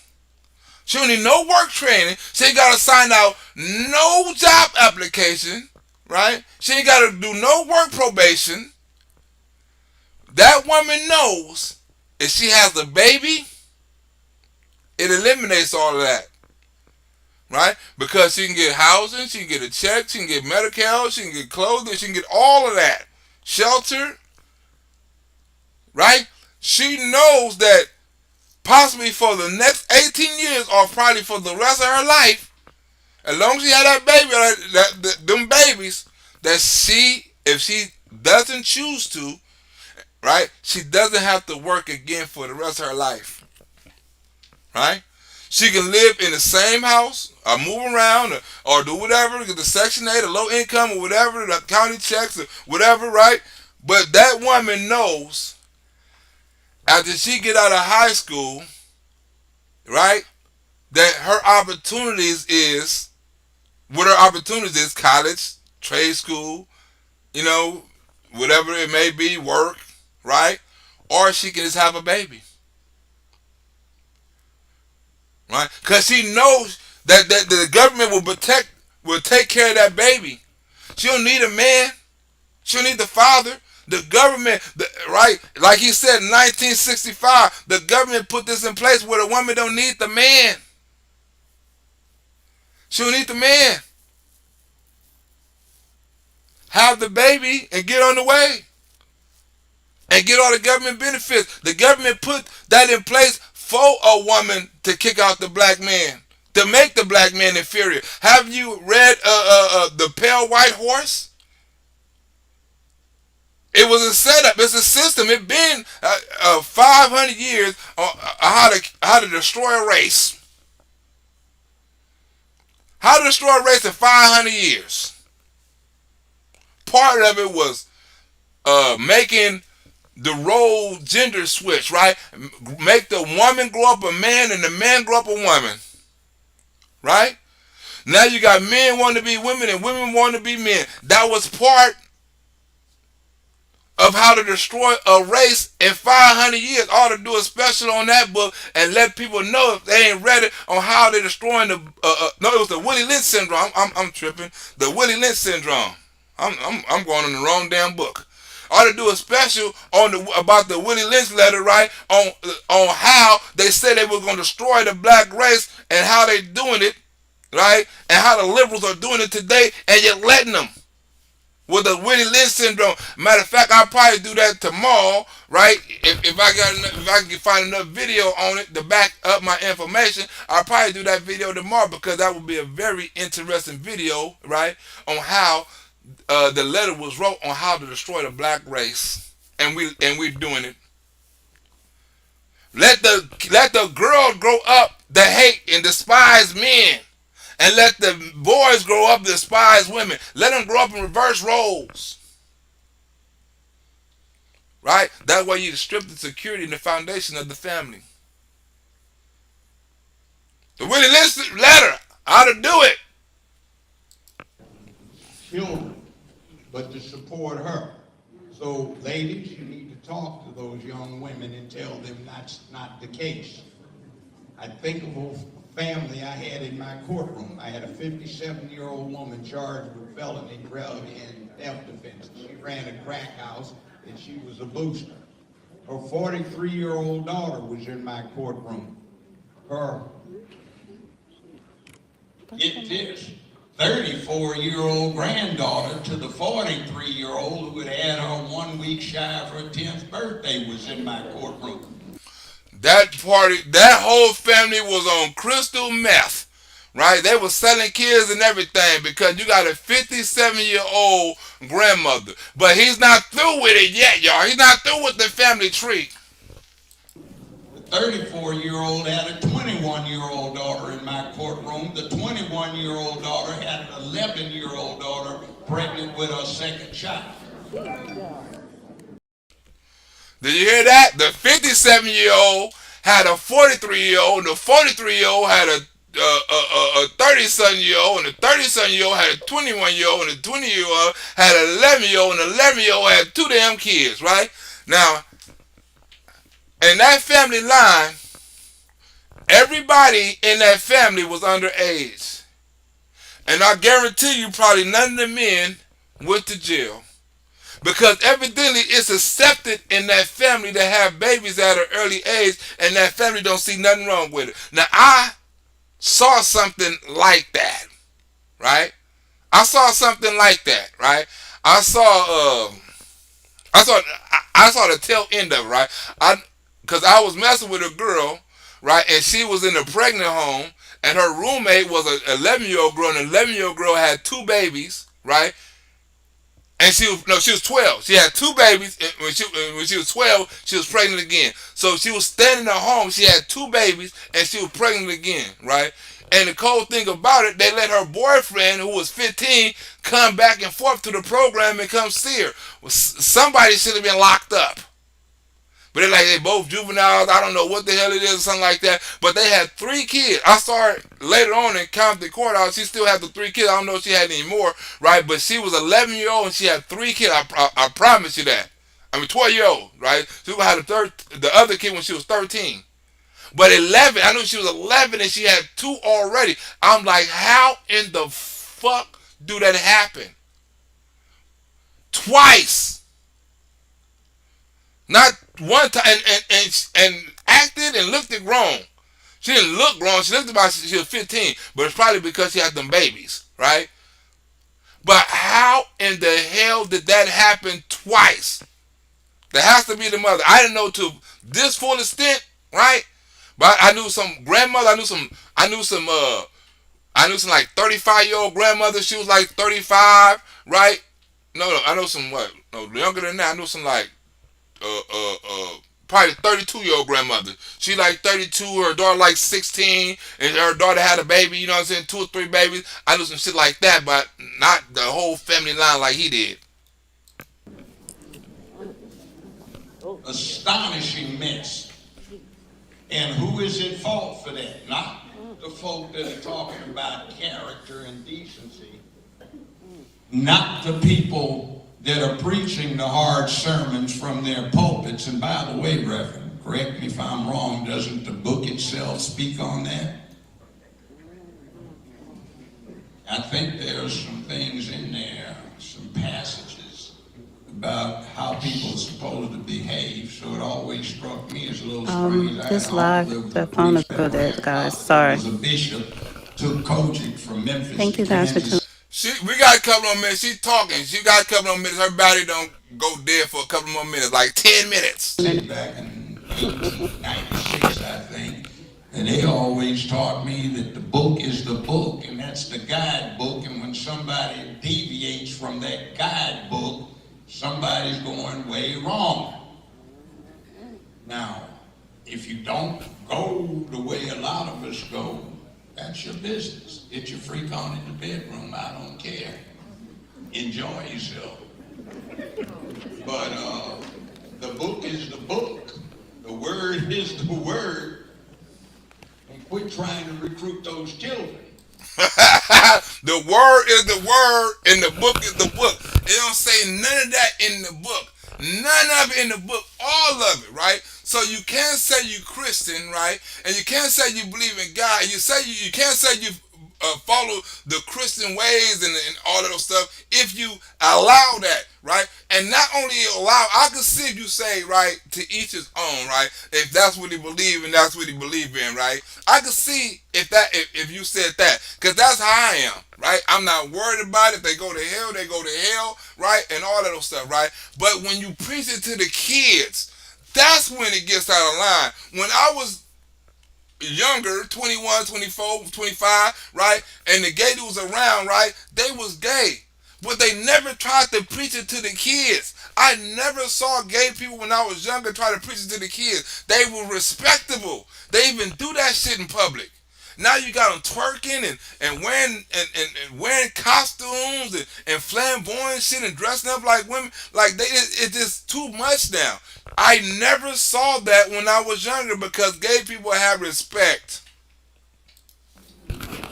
All right. On that note, final question. Hopefully it can last to this final question. If not, I have another stream that's recording it now on my other phone. Because the book was manipulated. We all know that. The house codes, right? Slaves, obey your master. Children, obey your father. Woman, obey your... If you that dude, it's all great. They didn't even know the Bible. Like, parents obey your...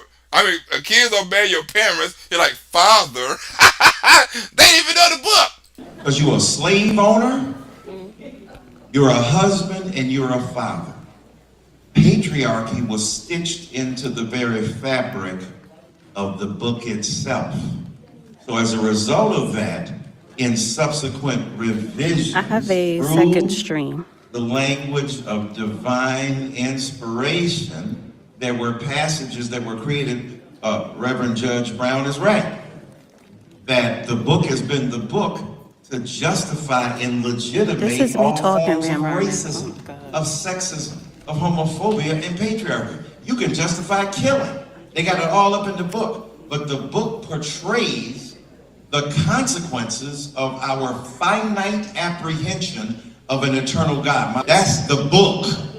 And if you try to justify hating on your neighbor who happens to be a woman, toxic masculinity ain't about, because I agree with the judge in terms of some of the strategies that were deployed in terms of public policy to prevent and exclude black men. It's horrible. I've named it already. Toxic masculinity is trying to justify and legitimate your sexist viewpoint that elevates masculine ideals above human ideas and above female ideas, and trying to exclude women for no other reason than that they are women. You hear that? This nigga trying to preach. You should have just been a fucking pimp. That's what you should have been. You'd have been better off being a pimp. Trying to say masculine, all this old shit is defaming women and all this old. You should have just been a fucking pimp, man.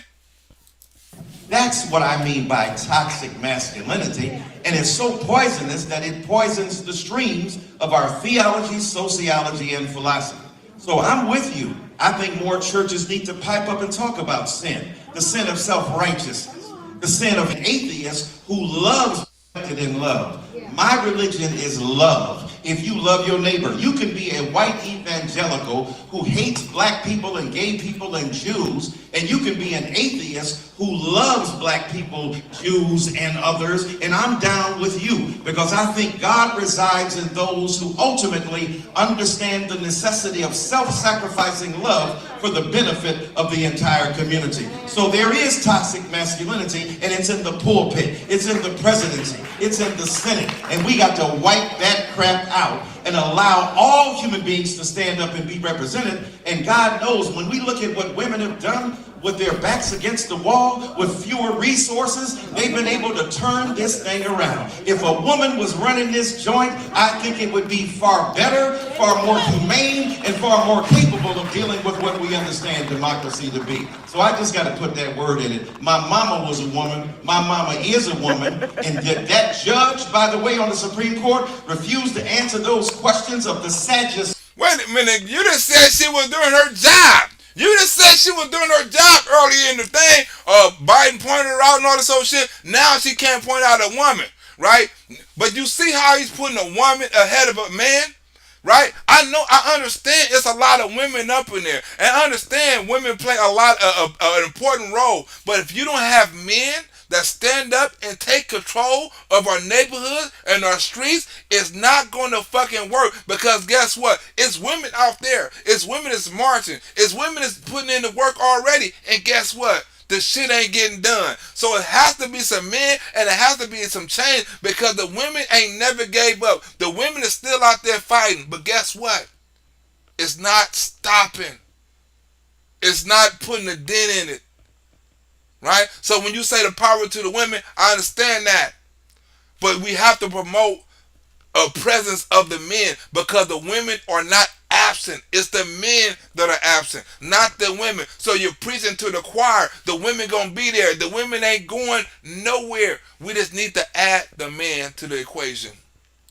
And Pharisee of the senator asking, what is a woman? You know what a woman is. A woman is whatever God made a woman to be. What? So when you talk about now we have biologically deterministic conceptions of women and we want to deconstruct that, and when now men become women because they can have wombs, asking that question is an attempt to trick. It's not an attempt to serve. They don't look. He doesn't. DP, a woman would run it better, then why is why is he on stage? Why don't you go home and support this woman? Exactly. Get your ass off stage because you getting your ass toe up, right? But DP, watch how he try to switch this up, right? He gonna say a white woman asking a black woman is just a trap by the white man, right? To try to embarrass the white woman, right? I had to say it for you, DP, because he gonna say all these long ass Stephen King ass words and stuff like that, DP. But DP, this is what he gonna say: a white woman, Blackburn, right, was questioning a black woman because they wanted to embarrass the black woman. Look at this, DP. Stupidest shit you ever heard. Wombs. Asking that question is an attempt to trick. It's become women because they can have wombs. Asking that question is an attempt to trick. It's not an attempt to serve. It's not an attempt to illuminate. It's not an attempt to talk about the complexity and nuance of sexuality. It's about putting people down. And if you black in America and you've been crapped on, why you want to turn around and crap on anybody else? That's what we ought to understand. Now go on and ask your question, sir. All that about a woman. You shouldn't be asking somebody about a woman, right? Because if you're a woman, you want to crap on somebody else. They finna check his ass on that. So final question, and then we'll bring you. What question? What is a woman? Anybody else? That's what we ought to understand. Now go on and ask your question, sir. So final question, and then we'll bring you. Wasn't that a woman that asked another woman that question? What is a woman? It was Marsha Blackburn, the senator from, she wasn't a woman, she was a senator. He was a senator motivated by political ideology. To me. Or is it more that faking it, you know, and not you can't tell anymore? But it was a woman. It was a woman who responded, and now she sits on the Supreme Court. Yeah, look at Clarence Thomas. He sits on the Supreme Court too. God does make no. Gentlemen. All right, gentlemen, we're going to move on. I agree, that was not a good move, but it is what it is. Judge Brown, we're going to move to our final question, and we'll go into final thoughts. Next question. Thank you. 1991, competent or capable. We don't want to be told that we have to accept a Supreme Court justice whose manifest mediocrity, the recipient of the very principle he will now vote against in a few days, affirmative action. And affirmative action doesn't mean that you ain't capable or competent. It means that white supremacy was so deep that it disallowed you to flourish. Look at this shit, man. White supremacy, feel. Before I retire for the evening, never forget to expose these weirdos. Stay up, black. I got you, because I'm finna work. I think I'm finna work. What skit I just said I was gonna work on? I just had a good ass skit. What skit? I just said I was gonna work on a skit. Damn it, I forgot what skit I said I was gonna work on already. I said I was gonna work on some skit. Damn it, I forgot. What skit? Can somebody remind me what skit I said I was gonna work on? Philly Phil, do you remember what skit I said I was gonna work on? DP 160, you stood up here. What skit I said I was gonna work on for tomorrow? I done forgot. I done smoked too much weed and I done forgot what skit I said I was gonna work on. Oh man, we got a couple more minutes. Somebody remind me what skit I said I was gonna work on. Michael Jordan wouldn't play in the NBA without affirmative action. Jackie Robinson without affirmative action. Affirmative action means that we allow people of tremendous substance to participate in formally segregated arenas. So since we have been a victim of that, I beg Wait. The agent I see, Hey, Sergeant Mo, you done forgot too? Nigga, you supposed to remember. The nigga press secretary done forgot. We done forgot. We done got too high up in this bitch, and we done forgot what the skit I'm supposed to work on. Now I gotta rewind this summer, bitch, and let somebody tell me what skit I'm supposed to work on tonight. Cause I done forgot, Philly Phil, Sergeant Mo, DP, I done forgot. Let us allow men, women, boys, children, girls to come together in our communities, seeking justice, seeking love. Justice is what love sounds like when it speaks in public. And if we want to translate our ability to love, we've got to talk about justice. That's for all people, not just for some, not just for our folk, but for all human beings. And thank you so much for allowing us to come up and talk to yourself. And don't get all caught up in all the phrases. Just think about what happens. And by the way, it ain't about black, white, brown, red, yellow. We all came out of Mother Africa. Some of us went to Europe and got mighty pale. Some of us went to Asia, got yellow. Some went from Asia to America, got red. Some came back around and got brown, but Joe Biden said everybody's mixed up. It don't look, this yellow nigga, he mixed with so much shit, he don't know what the hell he mixed with. Your ass is yellow, nigga. All human beings, and we all have a lot in us, and if you want to see what you have in you, get a DNA test, you might be surprised. The average white person in America has about a quarter of their genetics that come from recent Africa. I'm supposed to do Noah's Ark. I forgot, wait a minute. I forgot what part of Noah's Ark I was supposed to do. No, I said I was going to find some information on something. Was it Noah's Ark? Hey, DP, your ass is high too. Your ass, DP, your ass is high too, talking about Noah's Ark. It wasn't Noah's Ark. DP said it was Noah's Ark. It was something else, I forgot. We was talking about Noah's Ark, and that brought me up on something else. I forgot. And the average black person has that or more in them that came from white ancestry. And interestingly enough, those who come from the South have a high percentage of Chinese because they brought in coolies to work on the Southern Railroads after the Civil War, and they didn't bring in China. Hey, what you say? You said, damn, fam. I know, look. I know exactly what you're talking about. I'm like, damn, I'm going to see if I can find enough material for that. But I still don't know what the hell I was talking about. I still know what the hell I was talking about. I don't try to find enough material for that. That's going to be a good video. It has something to do with the election, didn't it? It got to be something with the election. It got to be something with the election. Was it Joe Biden? Was it Martin Luther King? What the hell was wrong with democracy? What the hell was we talking about? Aliens? It wasn't no damn Noah's Ark, DP. Chinese women over there were ex-slave women, and a lot of us have all kinds of things up in us, and some of us are Native Americans, though a lot of folk want to act like that isn't the case, but there are all kinds of things out there. Okay. 160 said Kerry Lake.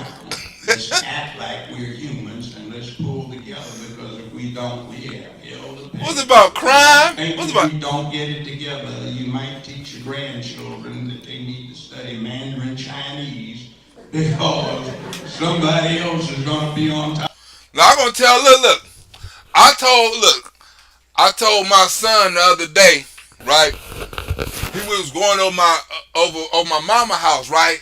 And I told my son, I said, hey, go pack your shit.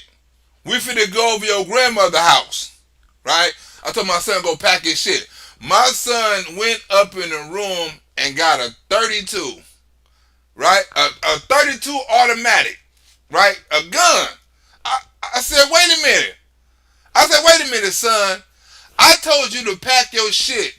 We going over your grandmother's house. You better go get a 9mm and a bulletproof vest. You know she over there beefing with them bloods. You gonna get a 32. What the fuck a 32 gonna do? Nigga, you better go get a 9mm and a bulletproof vest. I didn't say we was going to church. I said we going to your grandmother's house. Pack your shit. We can't be no punk. You know what I'm saying? But you have to understand, right? We was talking about young kids having babies. We was talking about young kids having babies. We wasn't talking about, it's going to kick off. We weren't talking about Jesus. We got to talk about Jesus on another skit. What the hell was I going to write a skit about? Because this skit is over. What the hell? Michael Jackson? We done the Jewish. Is everybody on this damn page high on smoking weed? Have everybody's? Oh my God! I supposed to have a good skit. Now I got to rewind. It wasn't about having babies, right? We got to rewind it to find out. DP, I know your ass didn't know. Your ass talking about rewinding to finding out. We know your ass didn't know talking about Noah's Ark. That was a joke I'm going to write. I'm going to write a gay joke to Noah's Ark. That's going to be the shit, right? But we was talking about something else. Damn. Well, we going to have to... I guess I do got to rewind this shit. I forgot what the hell I was talking about. It was something about Alexis. Was it black fatherhood? Was it Barack Obama? I'm sorry, it's Colorado. High in these Colorado mountains. I'm higher than midget pussy right now. OMG. What the hell? Well, I guess that's the end of the show. I guess I gotta rewind it. Since none of you sons of bitches know on here, right? Since all y'all everybody been smoking weed at the same time. Cause we don't know what the show is supposed to be about. Like I'm supposed to be doing a show. Don't nobody know what the show is supposed to be about. We just had a whole conversation on the show, and everybody forgot what the show was supposed to be about. Damn it! I know it's supposed to be good too. Nuts retracted this shit. Wait, who said we were Change Products? Whoa, Willie Lynch. Yeah, Willie Lynch. I'm out of here. Willie Lynch. Who said that? Together we break chains productions. Willie Lynch syndrome. I got it. I'm out this bitch. Willie Lynch syndrome. I'm glad I ain't gotta look up nothing. I'm finna look up the Willie Lynch syndrome, how to destroy the black race. Somebody up in here, together we break chains products. They don't smoke weed. We're gonna have to get together, bro. We're gonna have to get you high so you can forget shit like us. Right? We're gonna have to get you high, right? We definitely gonna have to get you high. Let me leave you with a joke, right? Let me leave you with a joke before I go. I think it's a joke, right? It's a joke, right? I forgot the joke already. I forgot the joke already. Well, let me get in this Willie Lynch. I had a good joke, but I forgot it already. That's that weed. I done forgot the joke already. See y'all tomorrow, Willie Lynch, and we out this bitch. And see y'all tomorrow with Willie Lynch syndrome and how to destroy a black race from the inside out. I'm out. Look at all the donations. We be back tomorrow.